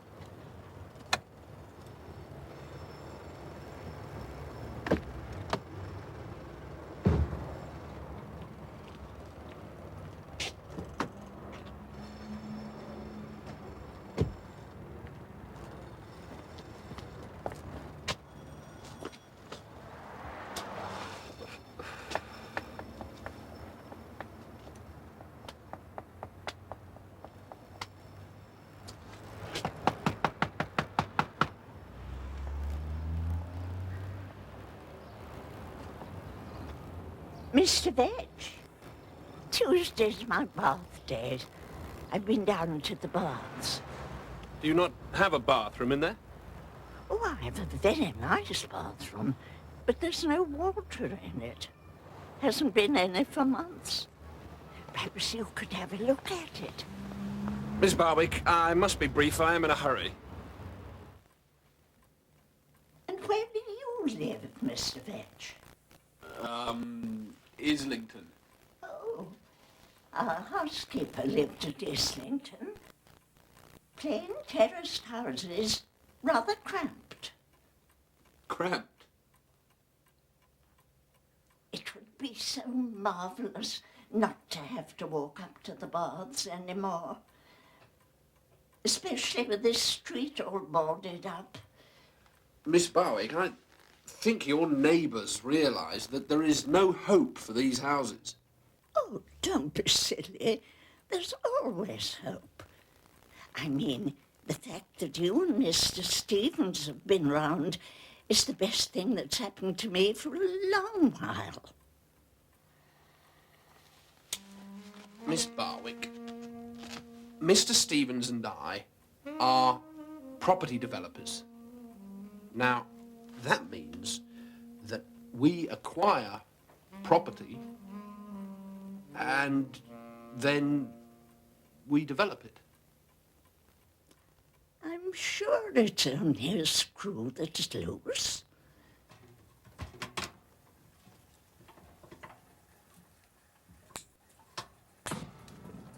Oh, thank you, Mr. Vetch.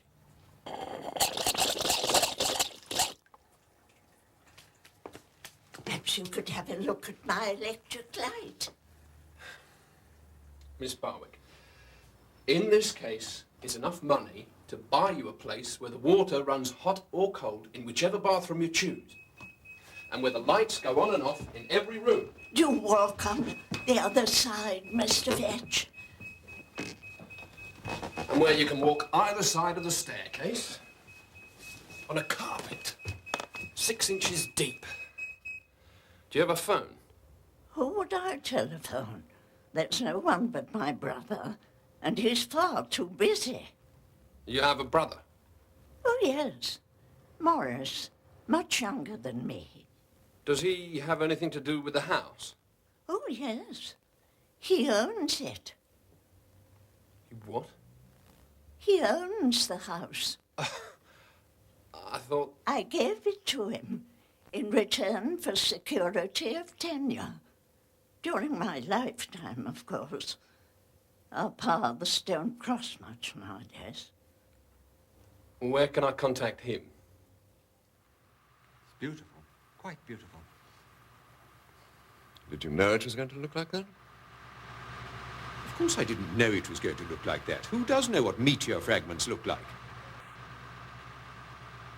All I was told was that it had been recovered from the most remote part of Central Asia, that it is of immense scientific and historical interest, and that it should be treated with all possible care. So what went wrong?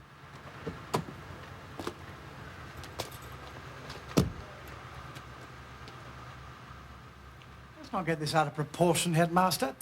We're dealing with an extra letter, not a letter which isn't there. It's embedded, Carmel, deep into the meteorite. Please hear me out. The letter is an extra L, right? How can they get the name of a Mongolian swamp right and the name of the school wrong? Hardcastle's been very good in the past. All those Indian names on the war memorial are absolutely spot on. Let's just say we don't want it. Don't be a fool, Rainey. It's a gift. It comes with the building. Well, anybody would give us a thing like that. It isn't anybody. It was given to us by one of the few old boys who turned out to be a millionaire in 3 different currencies. We could do a synthetic infill on one of the L's that would be an exact blend. The boys would love a challenge like that. I can't help feeling that the sticky hand of commerce should not have been allowed to lie so heavily upon us. From the vice head of a school charging £7,000 a year, I find that not at all a helpful observation. What about lasers? There's a challenge for the science side. I don't care if you use a controlled nuclear explosion. I want that meteorite correct. Rainey, I'll leave it to you to sort out. We have 4th period off. In fact, nothing to stop us doing the whole job ourselves. Why pour good money after bad?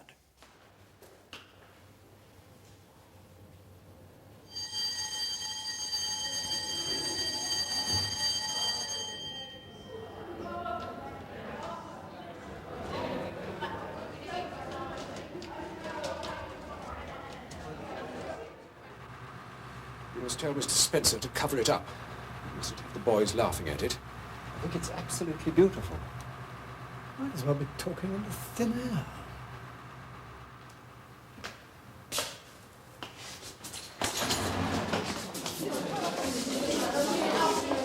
Mr. Vetch?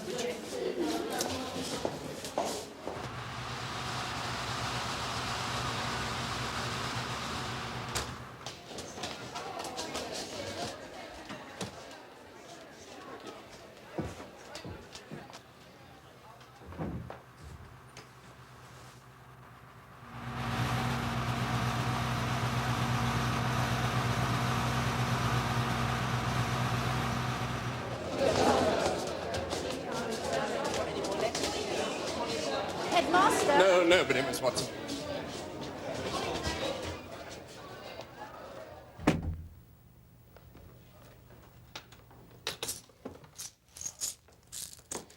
What?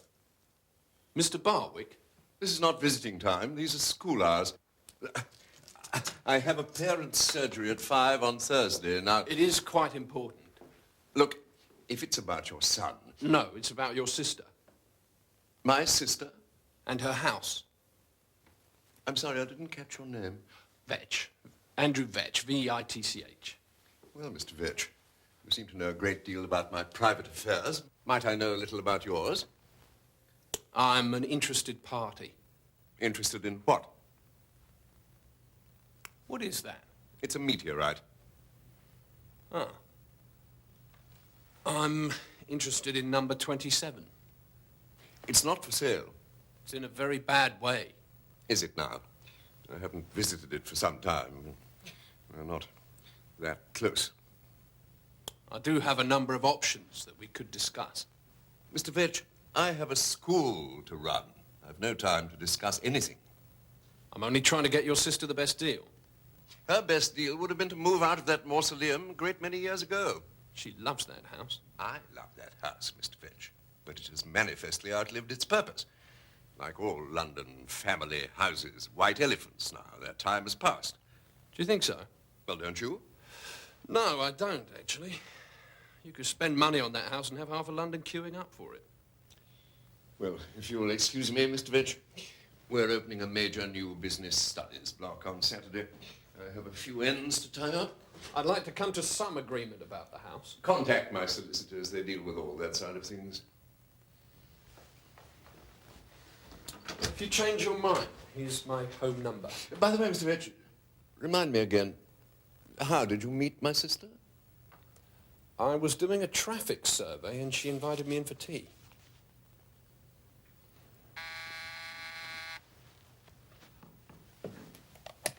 Yes? There's a Mr. Lester ringing from London. Barwick?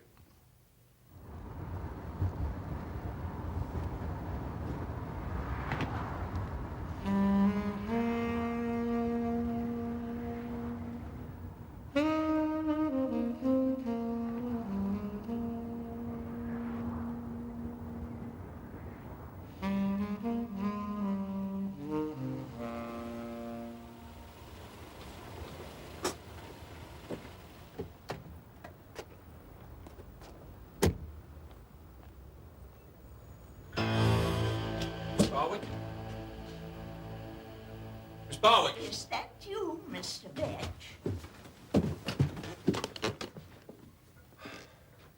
Are you all right? Oh, yes, I'm all right. It was just a small explosion in the bathroom, I'm afraid. Cowboy job. Nearly killed her. I had a bit of hot water. Do mind the stairs. The downstairs measures 14 by 14 at the front and 14 by 12 at the back. I mean, we could have it as 2 rooms. But I think it would be much more fun as one. Oh, and I've seen this fabulous room in the Soane Museum. We could base the colour scheme round that. And then if we rag-rolled the walls, it would make a great background for what we've already got.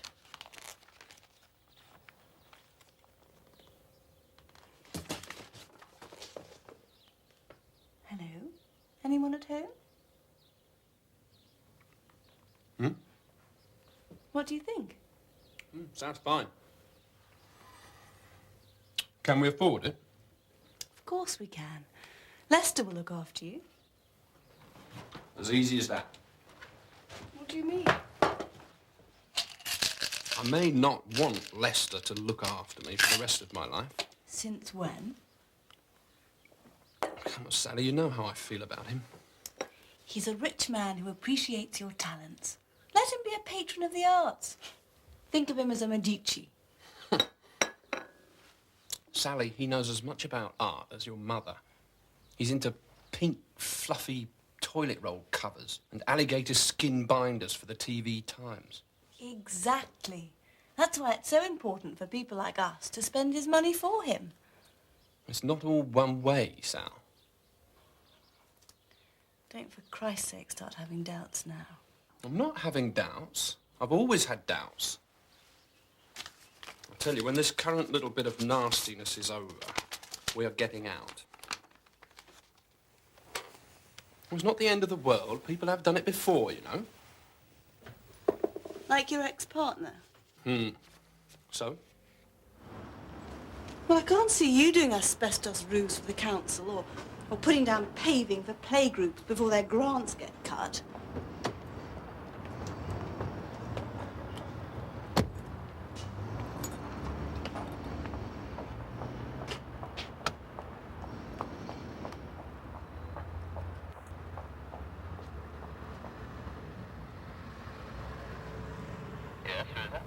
It's Andrew. Andrew? Vetch. My God.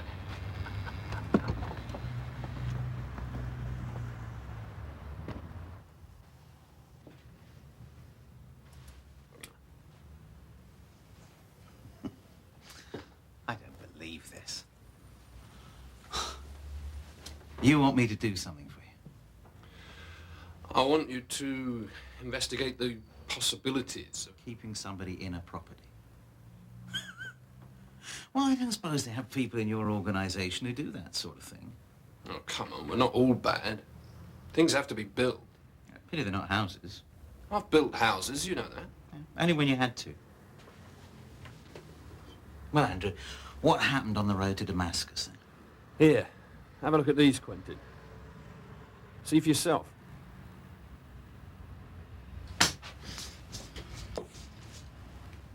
Oh, nice. Yeah. Solid corner property. Late Victorian. Built around a central stairwell. Ah, interesting, once upon a time. Is this in somebody's way? It's on the Keynes Road site. Keynes Road, yeah. Who's the developer? We are. Oh, yes. Client? Wollendorf. He works out of New York. Yeah. Sheltered homes for the elderly. Private hospital. Facelifts and foreskin transplants.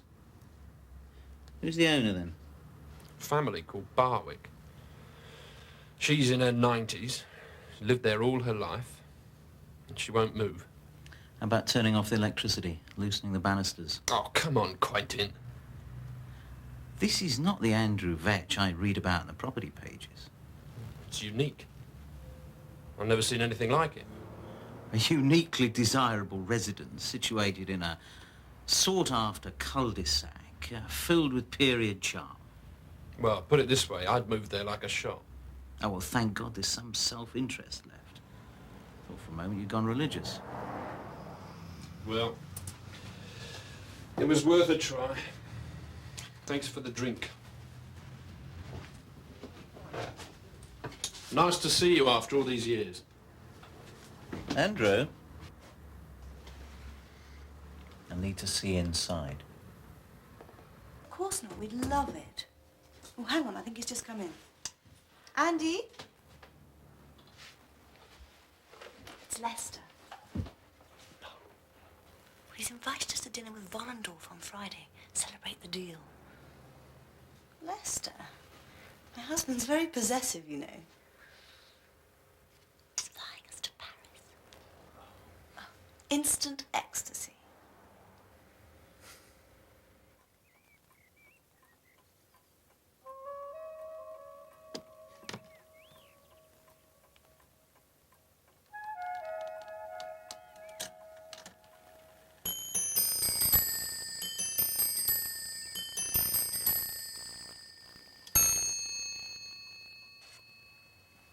Company jet?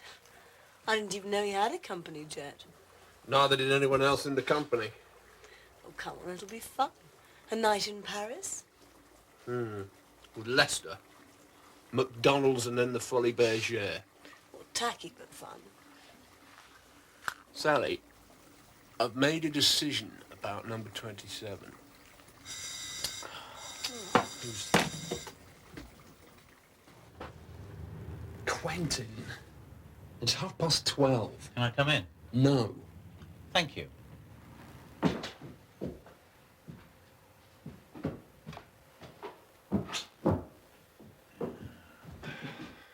you mind? Yes. Been public records all day. God, it's boring. Shh. We can't meet here. Found out one interesting thing, though. Barwicks don't own the house. What do you mean? Well, she was left it by the father, gave it a little brother, and he sold it to a property management company called Deralda Estates. No, never heard of them. No, well, you wouldn't. They're out-of-town organisation, you know, traditional, old-fashioned portfolio. Biggest client's Melford School. Oh, Christ. Somebody not been keeping you in the picture, Andrew? She must have a lease, though, yeah? Lease? Yeah, she's got a lease. How much is that site worth? 37 million cleared.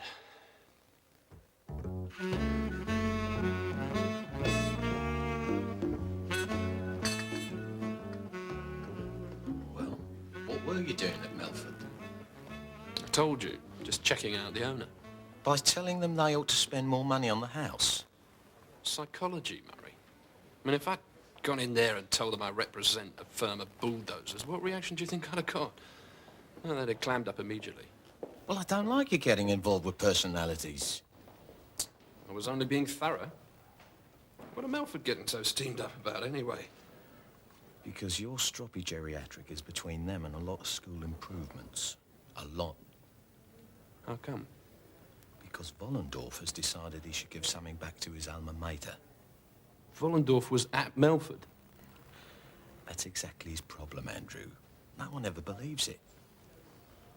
His name wasn't on the honours boards. But within 3 years of leaving, he was the richest old boy they'd ever had. He had the golden touch. Hong Kong, Paris, New York. But most of all, he loved London. So, imagine his satisfaction when he found out his old school owned a little piece of it. Didn't the school realise how much those houses are worth? Not half as much as he did. That's why Vollendorf is where he is. So Melford gave them to him? Not for nothing. He promised them a couple of squash courts, new chapel roof, and the first business studies block in the country, with his name on it, of course. He even got royalty to lay the foundation stone. This Saturday, day after we sign. Royalty, huh? Well, why not? They're parents like anyone else. Why didn't you tell me this before, Mary?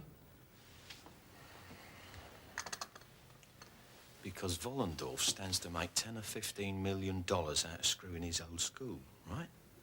No, he doesn't want anybody to know that, does he?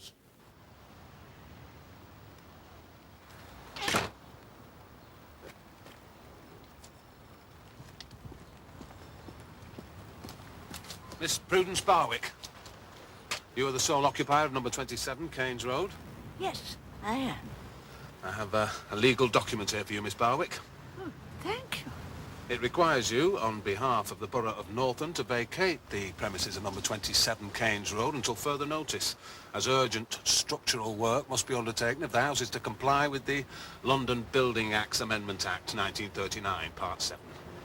Oh, dear.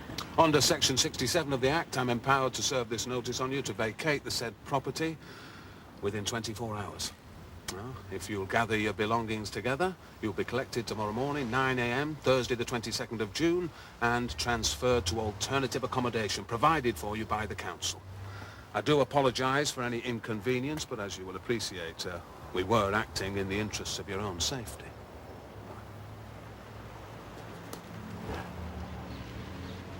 Oh, dear.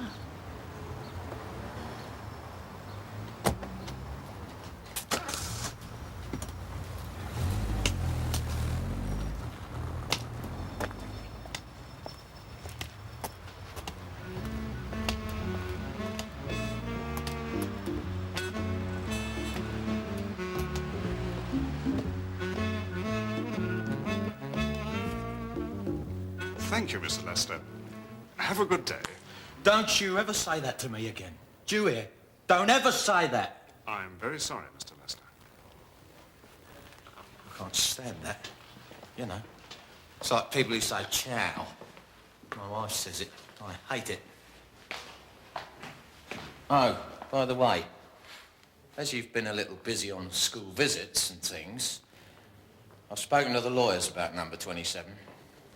They're working on a dangerous structures notice. Should be served today. So thank me. Good move. Right, now get over there and make sure she's all packed.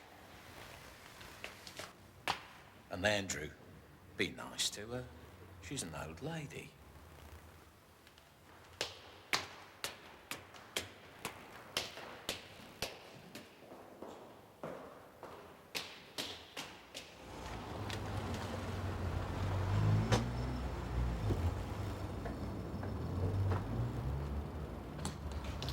Hey, you're not leaving that thing there again, are you? I won't be long.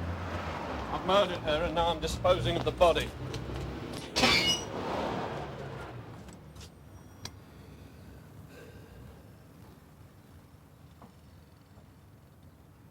Who's that? Who's that? Quentin, open the door, you stupid git.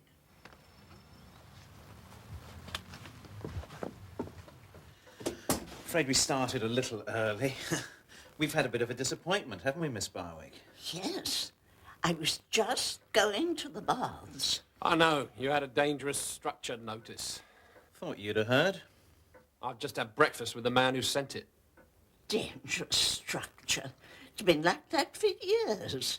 If only you walk in the right places. No, thank you. Cheers. You're right. The place is spectacular. Yeah, but a dangerous structure. Ah, we can beat that. How? Two ways. One, we give the council an even bigger backhander than your boys did, but that's a risk. Two, we do it up. You must be joking. Nah, this little bureaucrat's playing silly games. Look, I've had a look round. Okay, the flank wall is bulging and the chimney stack is unsafe. But the wall's been shored up, so they can't touch her on that, and we take down the chimney stack and get the right inspector along. We? Okay, get Shelbournes in. You know, they'll be around tomorrow, a couple of 10-ton trucks, revolving lights, guys in tin Look, hats. Quentin, if anybody finds out I'm involved... If we stand here arguing, she's going to be out at 9 in the morning, and she won't be coming back.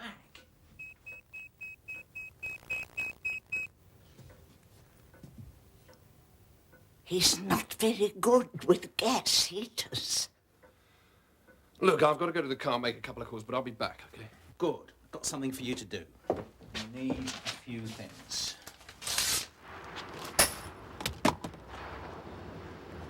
Isabel, Abbey Cross Financing, James Carroll. Dear James, it has come to my knowledge that work in progress on the Caversham Street property is being delayed due to inter-union demarcation, full stop. I recommend immediate termination of contract, pull out, buyback, resale, comma, otherwise they can anticipate considerable difficulty.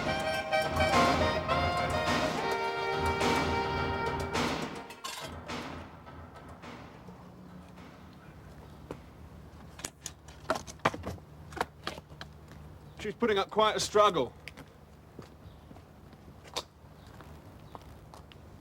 Will you do the staircase? Yes, yes.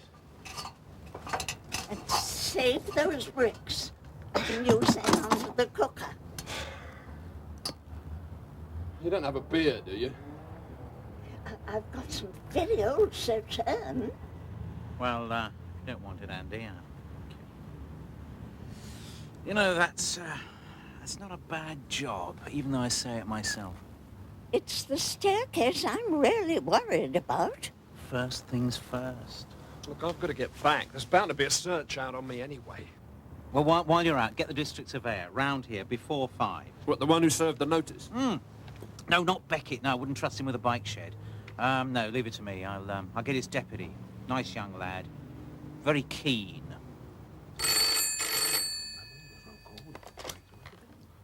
District Surveyor Louise.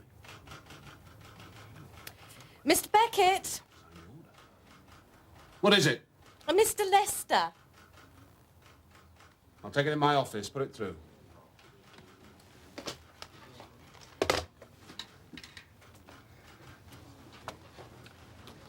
Who's been getting a bollocking about number 27 then? Good morning. Yes. No. There has been a problem, Mr. Lester. I can't deny that. Unfortunately, I'm not empowered. If I may finish, a counter-order was signed by my deputy, Mr. Kennard, last night. No. But he went to the house, he made an inspection, but he could find no adequate reasons for a continued enforcement of a dangerous structure order. No, she didn't. It was a solicitor, I think. What? Oh, Mr. Gilby. You've dropped him in the ship, Mr. Kennard. Well, I can only apologise. But I may not be seen to ride coach and horses through the London Building Act.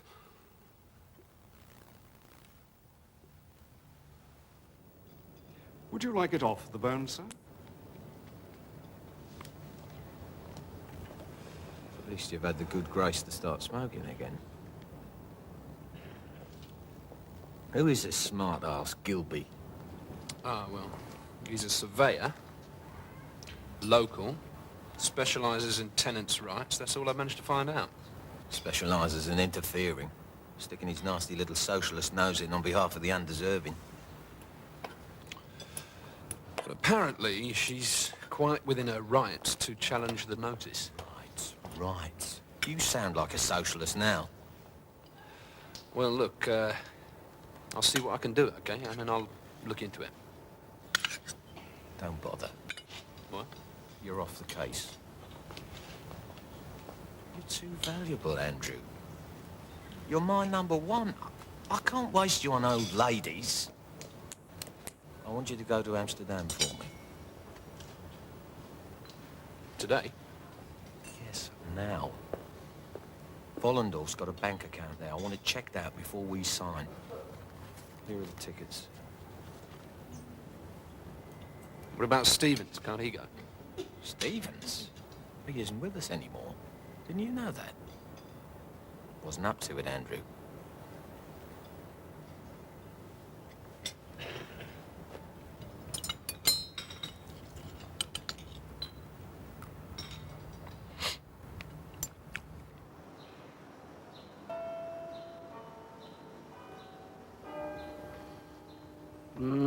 I can do, and there's no necessity it'll work, is to fill in the whole line here.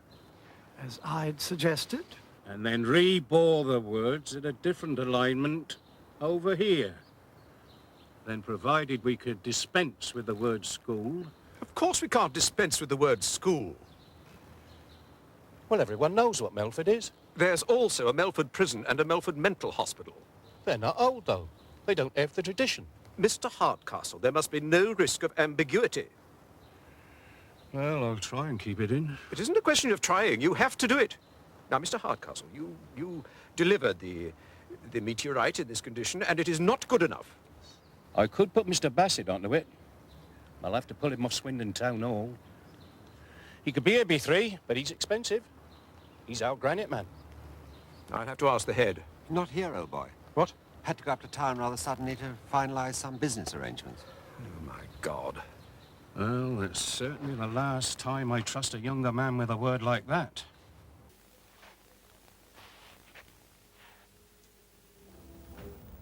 Morris. Poppy? Can I come in? Yes. Of course. Of course.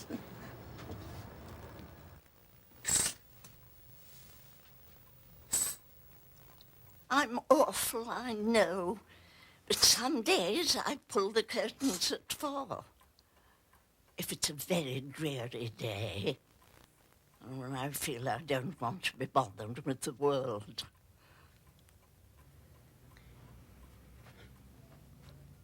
Is there anything wrong? I used to have a lady, but now I do it all myself. Do you remember we used to sit in here? You and Daddy?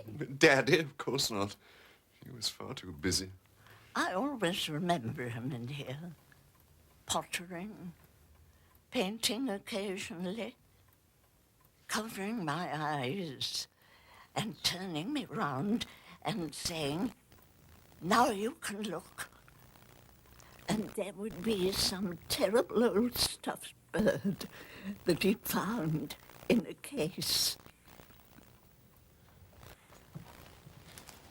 I never remember being with him in here. I remember waiting for him, that's all. Let's have some tea. I've a small tin of lapsang for special occasions. I can't stay long, Pops. I've got to be quick. We apologise for the late arrival of flight EA41 from Bremen and Amsterdam. This was due to adverse weather conditions.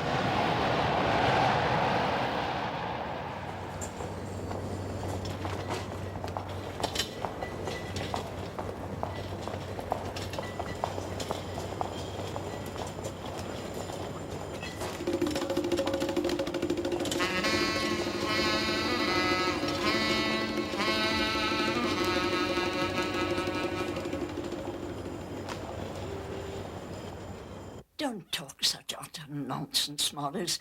They loved you as much as me. Then why didn't they give me the house? I was the son and heir.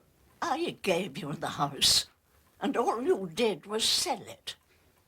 I sold it to people I trusted in order to give us both greater financial security. It's a highly reputable company with a long history of looking after property. They never looked after this one. You insisted on staying here. But it's our home. It was our home. Then why did you never ask me? There was nothing to ask. I honestly believed it was for the best. I would have understood. No, you wouldn't. You were always so cool and calm and competent about things. I was the one who was in a mess. Well, you're out of the mess now, and if Daddy could see you, he'd be very proud. Actually, Poppy, I'm not out of the mess. Not quite yet.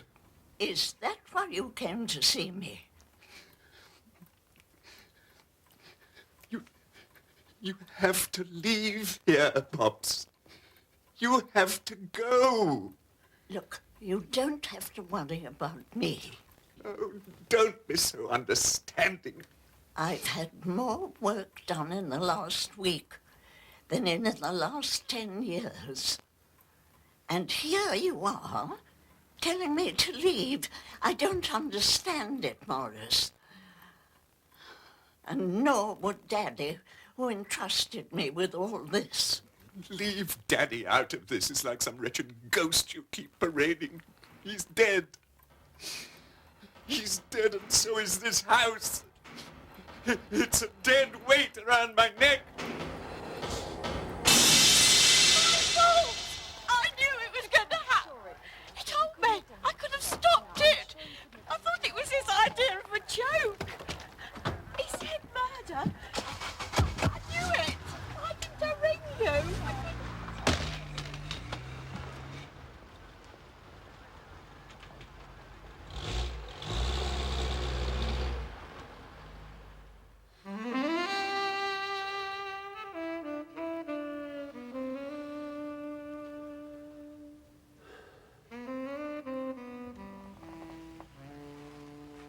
Are you sure you're feeling all right, Mr. Vetch? He tried to kill you. Oh, no. I don't think so. Not Morris. I think he just wanted to frighten me. He attacked you? He became angry. The doctors have always warned him not to get angry, and I'm sure that's why he gets so angry. I think it was just the pressure of his work and all that. He told me he had a very big day coming up on Saturday. It was just a little family row, Mr. Vetch, that's all. No, Miss Barwick. It's not just a little family row.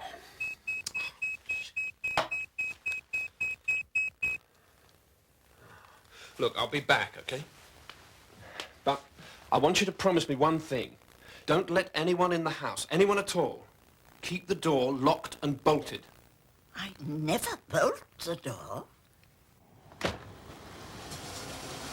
Andrew, thought you were in Amsterdam. Hello, Murray. I was just on my way to the office. So am I. I'll give you a lift. Thanks.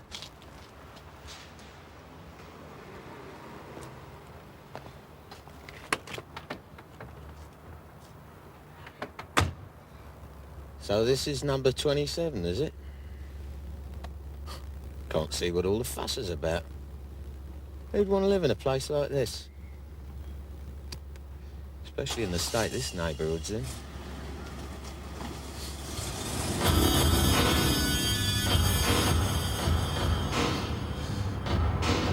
So what happened in there? I heard somebody tried to kill the old lady. It was her brother. A brother? Yeah. Oh, no. Just as well you were back in time then. Well, she could have been dead. And we'd have had an empty house on our hands.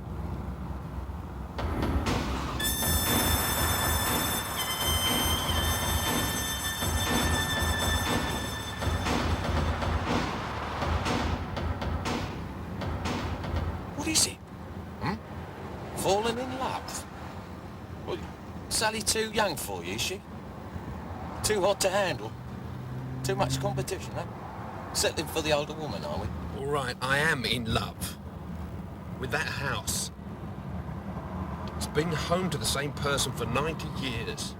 But it's leaking, it's grubby, it's damp, it's peeling, but it survived. I don't believe I'm hearing this.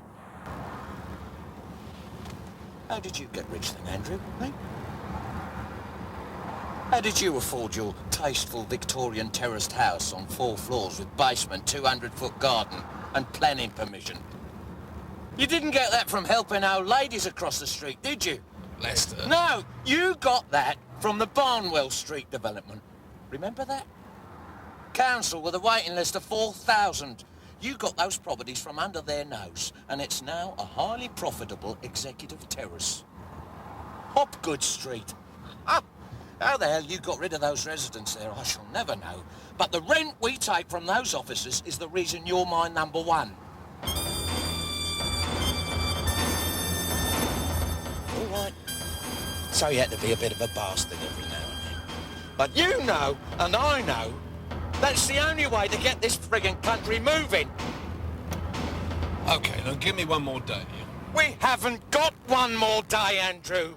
Vollendorf's on the overnight plane. We sign at 10 in Paris. OK, let me talk to her, okay, tonight. I'm sure I can sway it. I don't think it's any good you talking to her, Andrew. You only seem to confuse her. Because you're back so early, I'm going to take you to one of our other developments.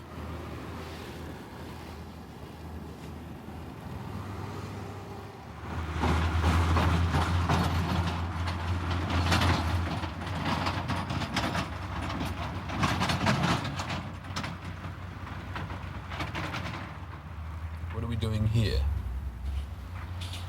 There's been a lot of trouble on the site. Security's rubbish. Gear disappearing, all that sort of thing. The night foreman's called Reynolds. Fetch him out here and we'll give him a talking to. It's not my job, Murray. I wouldn't trust anyone else with it. You don't have to get your hands dirty. Just bring him out to see me. Then I'll drive you back.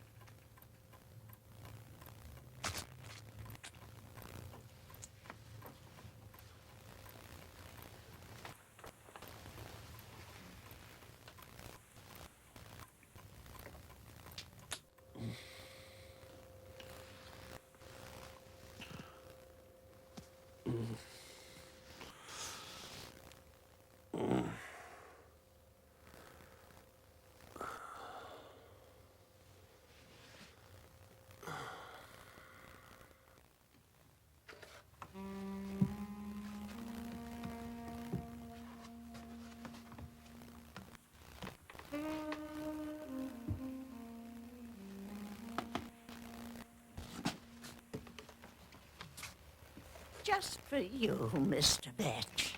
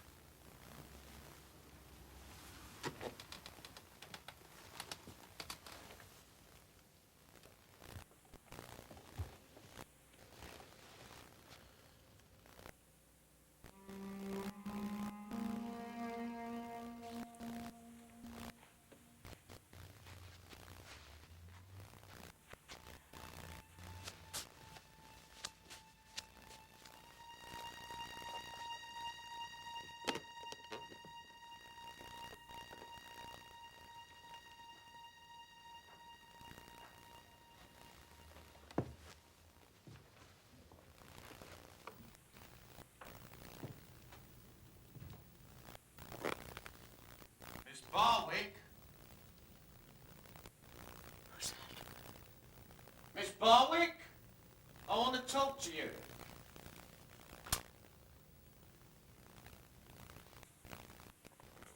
Who's that? What do you want?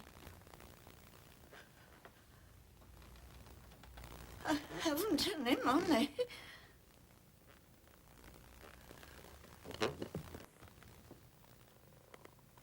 What do you want? There's nothing to be alarmed about, Miss Barwick. I'm a friend of Mr. Vetch. I've come to collect you. What for? Because it's time to go, Miss Barwick. Go where? Out of here. Whatever for? You can't live here anymore. It's unsafe. I'm not going anywhere. Please leave my house. Miss Barwick, I've a car. Now, if you don't leave, you could find yourself under a pile of rubble. I'm not going. It's the end of the road, Miss Barwick. Now, come along. No. Come along now.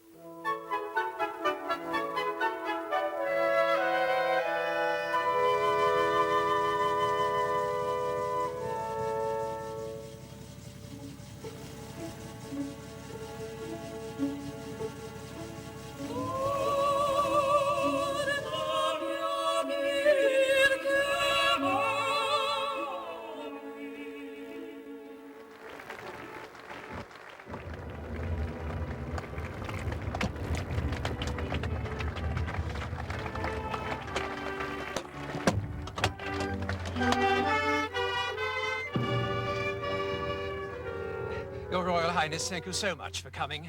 There is a slight change of plan. The Wollendorf stone has gone away to be re-engraved. Mr. Wollendorf is engaged in important legal business, and the headmaster has had a heart attack. But the boys have got together a pageant.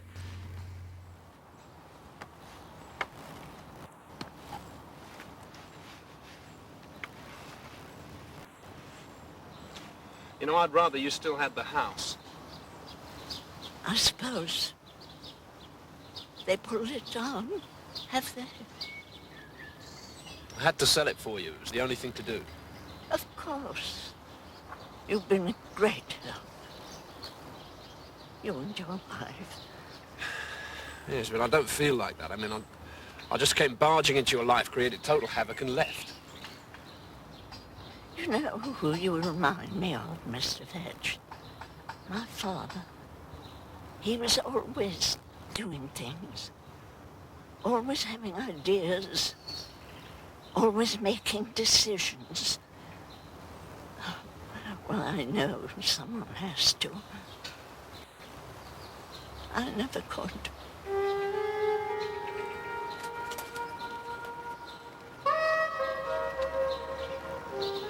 I shall have heaps of chums here. Just see you. You'll end up running the hockey team.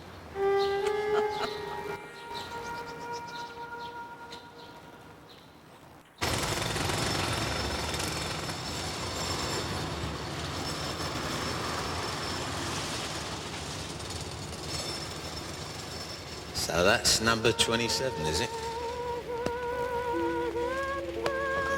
the fuss is about.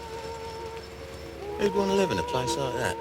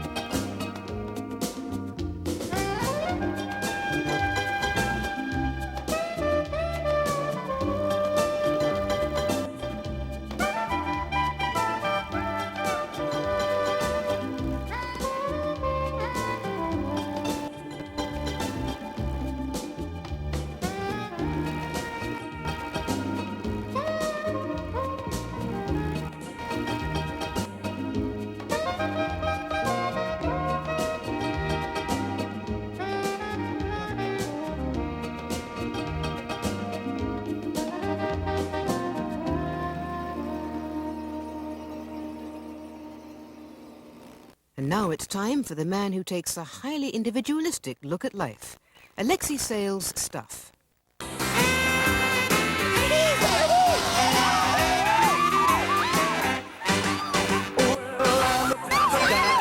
Never settle down where pretty girls are. Well, they know that I'm around. I kiss them and I hug them, kiss to me. Good morning, Mr. Sale. They don't even know my name. They come out of wanderer. Morning, Alex. Have a good weekend. I roam around. Well, oh, I'm a laughter man with Mary on my right. Jamie is the girl that I'll be with tonight. And when she asks me which one I love the best, I'll tear open my dress, show her Rosie on my chest, 'cause I'm the wanderer. Oh yeah, the wanderer. I roam around. Who's that fat bastard?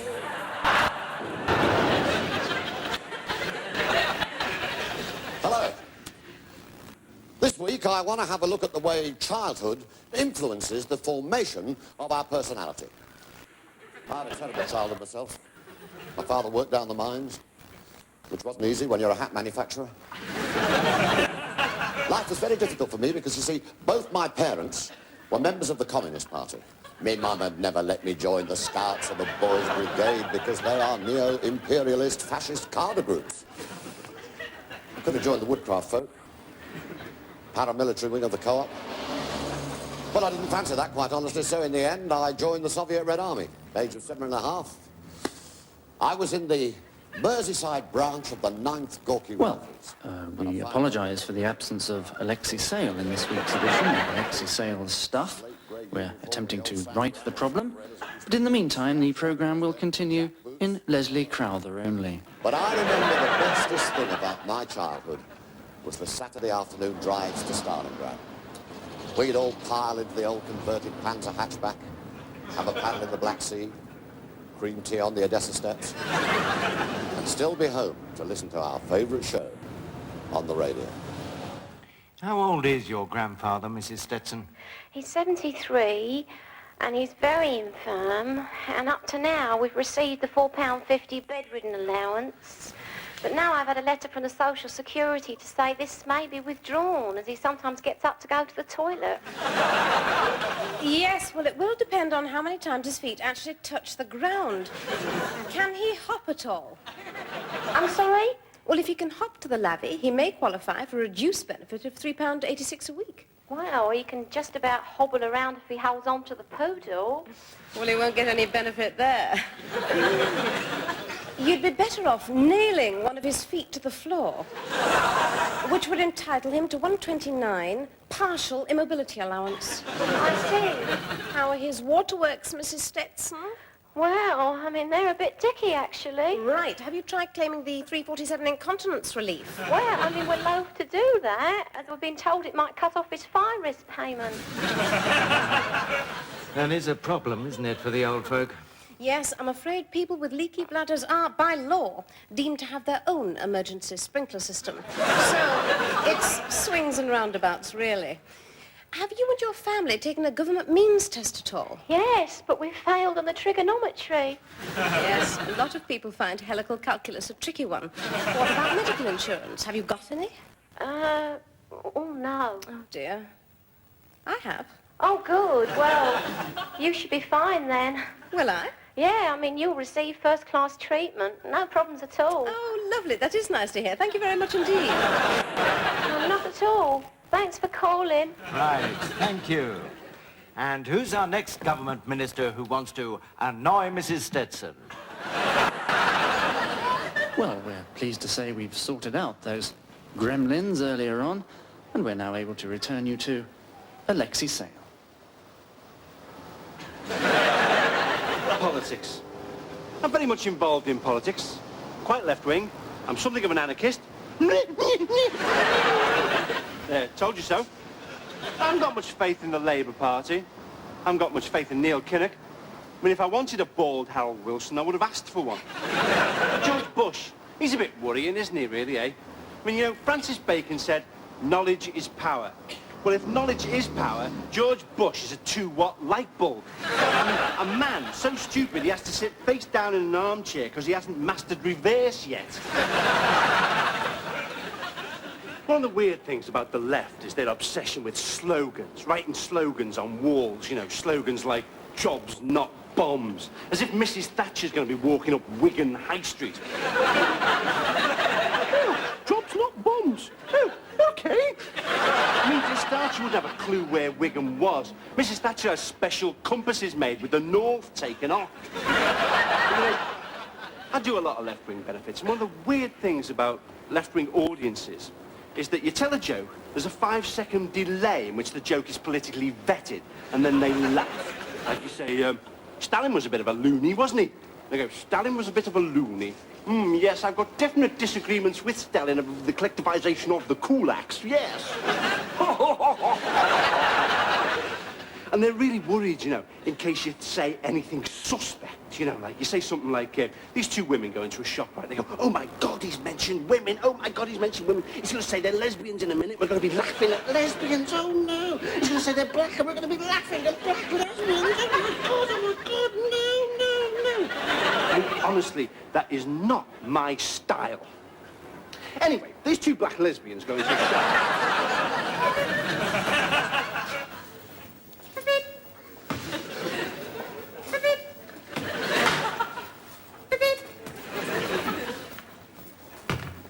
Excuse me. Yeah? Beep. What are you doing? Oh, nothing. It's the beep microchip's broken in the beep reader, so we beep have to do it ourselves. It's always bloody me.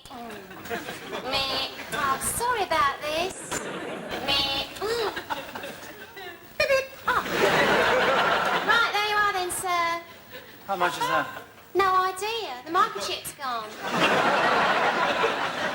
How do I pay you? Oh, I know. I'll put it through the till. Beep, beep, beep, beep. Beep, beep, beep. Beep, beep, beep. Is that till working? Beep, beep, beep. Excuse me, is that till working? No, I'm afraid the microchip's gone. I've had to switch it to vocal override. Look, couldn't you just add it up by hand? I don't think they make a microchip hand, do they? And I wouldn't know what sort of noise to make. I suppose I could go sort of, I happen to be in a hurry, and I just in want that to... case, I just have to lie down in my basket, sir. Do not fondle that water buffalo. His toupee has fallen down a mine shaft.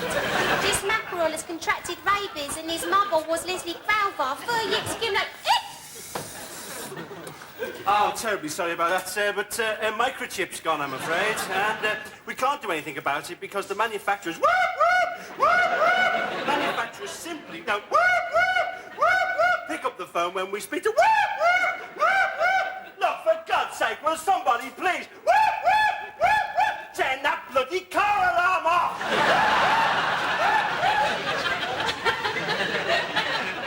This Tandy home computer is powered by a microchip which is the size of a toenail and is almost as intelligent. Everybody's got them these days, haven't they?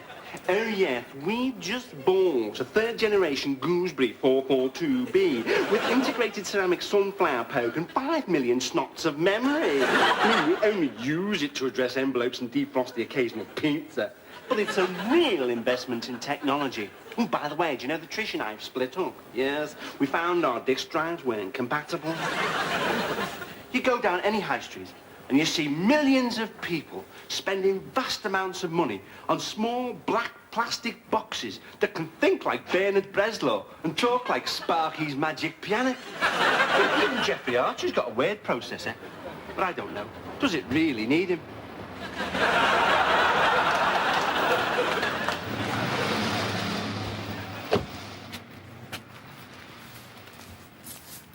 Good morning, sir. Having trouble? Where have you been? I phoned 2 hours ago to say we'd broken down in flames. Ah, that's right, sir. Unfortunately, we sent a fleet of vans to the village of Flames in Dorset. I didn't know there was such a place. There isn't, madam. That's what caused the delay. There is a small hamlet called Sizzles in Cornwall, where we did send an AA helicopter on the off chance, but you weren't there either. Of course we were. We were here. I myself made a detour through Smouldering in Lancashire. We just turned up this lane when there was this terrible grinding noise. Grinding noise. So we stopped the car and got out, and that's when we noticed flames. What, you can see Dorset from here? Flames from under the bonnet. Oh, I see. Well, let's have a little look-see, shall we? Right, when was this car first registered? November 1982. November 82. That will make it a Sagittarius. It's your tyre pressure. Sagittarius? Yes, you see. Look, travel is indicated, so put on those party clothes. But watch that tyre pressure. Stars can't lie, sir. Are you telling me you use horoscopes to repair cars? That's ridiculous. Yes, it is, isn't it, sir? Yes. Perhaps it was registered before the 23rd. That'd make it a Scorpio. Yes, here we are. Tomorrow's new moon means a romantic involvement will put you in a spin.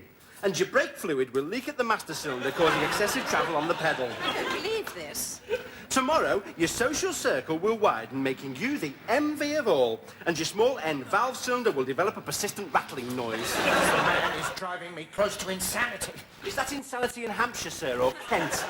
Look! We're AA members and we're stranded here miles from anywhere. Oh, right. Well, in that case, sir, for an extra £4 a year, you could join our AA Restart scheme. Well, what does that involve? Well, if you break down anywhere in the United Kingdom during the day or night, you can ring up Derby County Football Club and they'll send out their physiotherapists.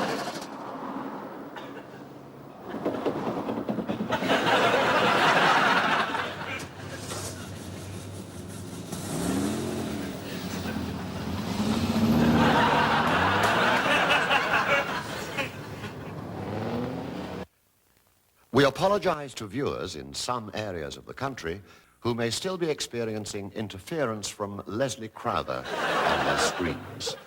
This is due to freak atmospheric conditions, and there is therefore no need to adjust your set. Thank you.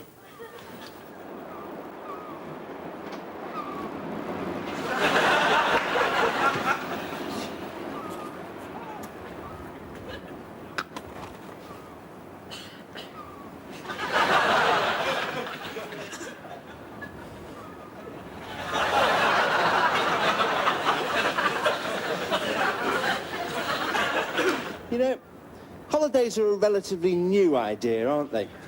I mean, in the old days, a holiday was when the king stopped hitting you for a bit. Or you might celebrate a saint's day like Saint... patron saint of alcoholics. But these days, people have 2 or 3 holidays a year, don't they? Oh, yes, we had 3 weeks on the Greek island of Asbestos. Fantastic. We all sunbathed topless. We all took our heads off. Oh, we had a lovely hotel. It was only 5 minutes from the beach. By phone. It was absolutely lovely. Recently, I went to Greece. I went with my girlfriend. Girlfriend's a model. At the moment, she's an airfix kit of a Stuka dive bomber. But they call Greece the land of the lotus eaters. I'm very sorry, but it's not my idea of a holiday to sit around all day eating sports cars. And holiday souvenirs can be such a problem, can't they?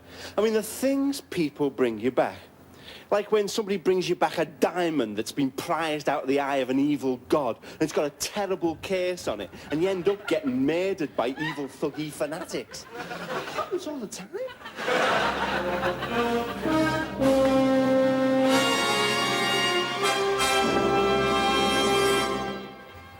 By 1936, Einstein was rocking the world of science with his alternative theories of creation, in which he postulated that the Big Bang was caused by a stray cigarette end.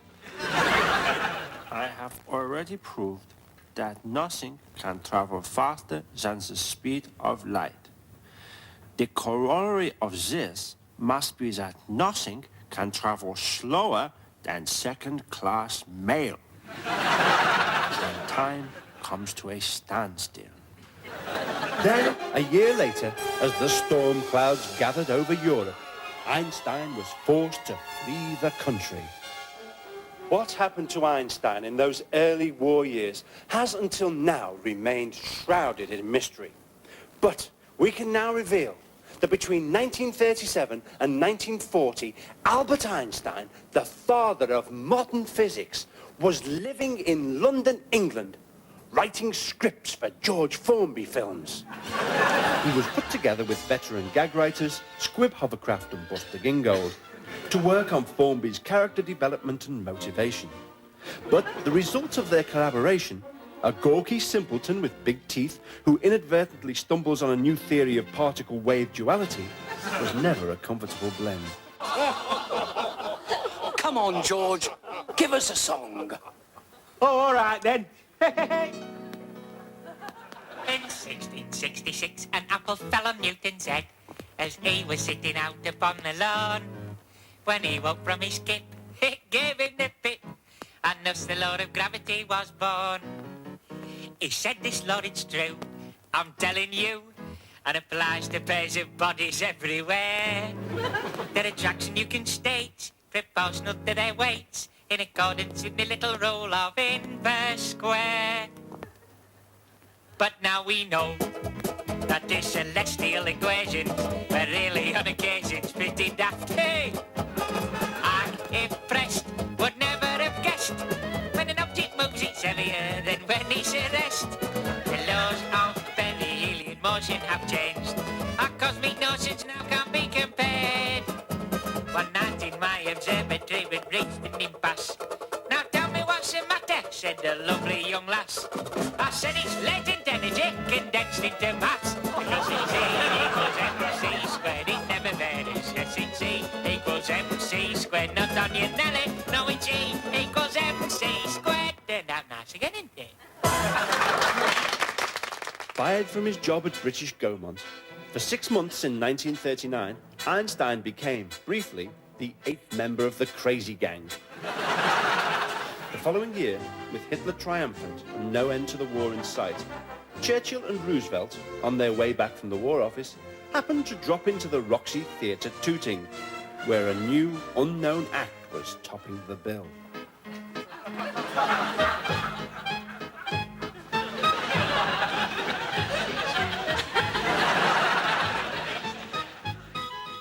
At once, the Allied leaders knew that they had found the man whose scientific theories could help them build an atomic bomb and crush the enemy.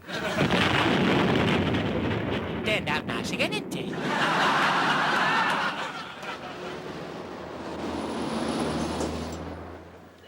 You know, people often say to me, "Alexei, why are you drunk all the time?" I say, "Because I can afford to be." But the other reason I drink a lot is because I'm a vegetarian. You see, the thing is, the booze is always made out of vegetables or fruit or grain or something. It's never made out of meat. You see, if somebody offered me like a beef wine or a pork martini, I would almost certainly refuse. Actually, I'm lying. It's not true. I don't drink at all. Just mineral water, and I work out in the gym 28 times a day, and I eat the odd free-range organic radish because I don't want to die. I'm getting old and I don't want to die. I don't want to die. I don't want to die. Sorry. You know, when you're young, you're very devil-may-care, aren't you? Oh, yeah, I'll drink that radiator fluid.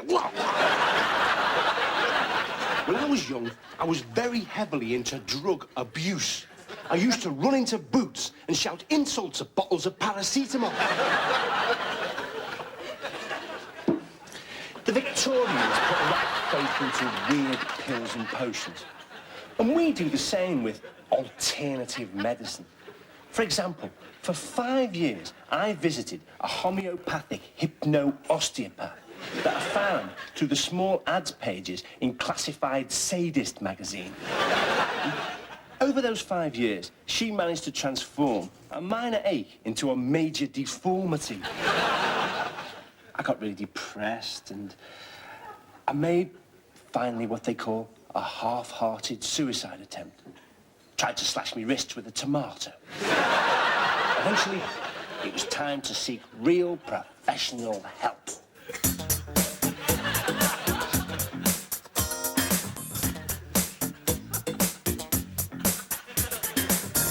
Mr. Sale, the psychiatrist will see you now, you loony. Ooh, crikey. Now, Alexi, don't be afraid. Curing problems like yours is my game. Now I'll just say some words one at a time, and you say the first thing that comes into your mind. Ready? Teddy? Bad. Man. Sun. Tan. Bacon. Flat. Prince of Wales. Yes. Brussels sprouts. Sex. Word association is waving me away. Word association says the words I don't want to say. Word association lets you inside my brain. I joined the word association and it's driving me insane. Okay. Worrying. Sheep. Little bow. Trouser. Press. Lock. Net. Tortoise. Association is giving me away. Word association says the words I don't want to say. Word association lets you inside my brain. I joined the word association and it's driving me insane.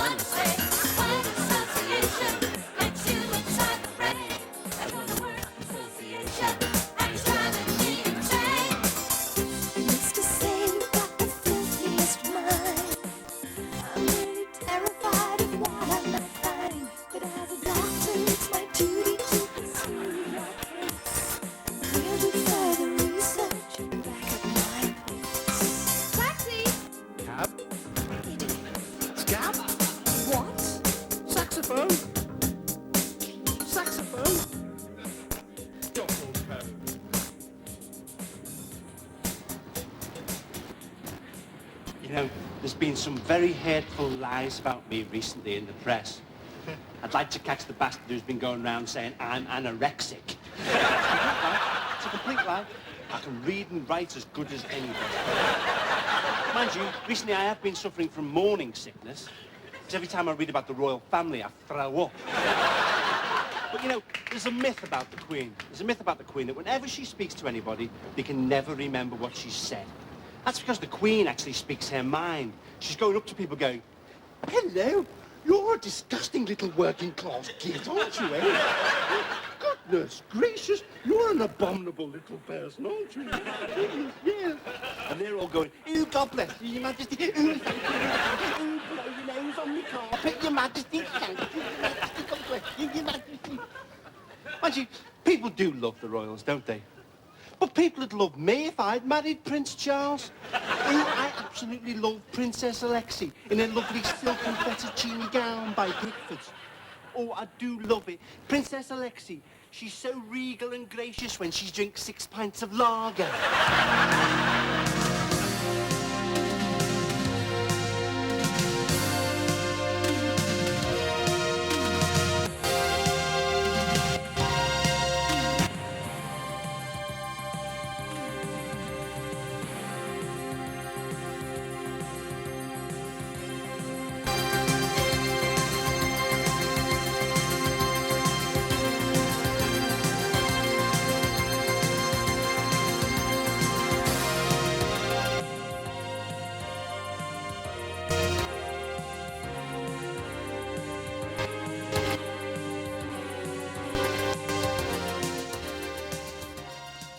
Following the fall of the FT 100 share index, shirts have fallen by 15 stripes to 83, while Filofaxes remain marginally fatter at 650 pages. And the Bank of England has been forced to support trousers with red braces as faces fall by 3 points. Talking about skiing in restaurants, still fairly loud at 82 decibels, and crispy hair still holding despite the run on gel. But now we'll take a look at one of the most prestigious awards in British industry, the Queen's Award for Capitalist Exploitation. And this year's runner-up is Mr. Josiah Gradgrind with his private old people's home in Yorkshire called Do the Pensioners' Hall. But reporting on this year's winner now is Gavin Scartisue. The Northeast, social wasteland. But it's to this industrial desert that a new source of employment has been introduced from overseas.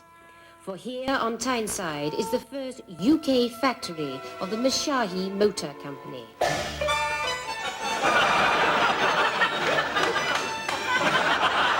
Welcome to Masahi Car Company, new center of golden opportunity in dispossessed north. Masahi is a happy company. It is caring company. Which believes in the dignity of human existence. You will now prostrate yourselves before Divine Managing Director.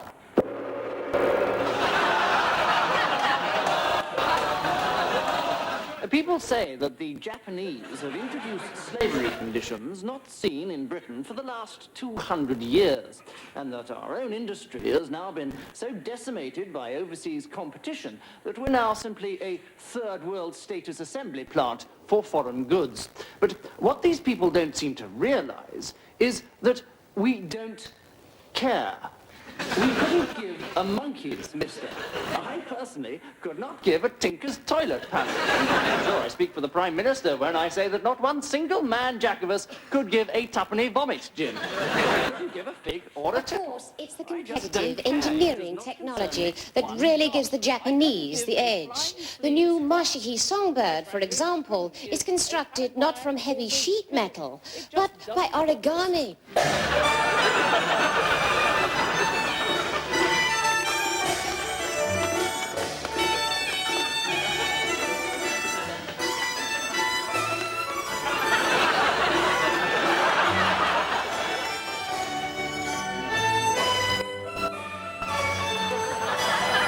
Finally, of course, there's the rigorous safety testing.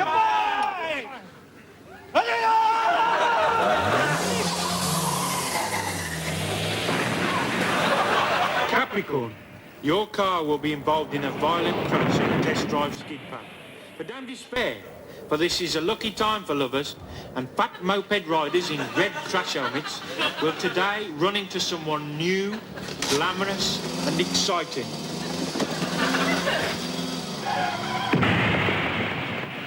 His name is Leslie Crowther. Oh, It's a funny old world, isn't it, eh?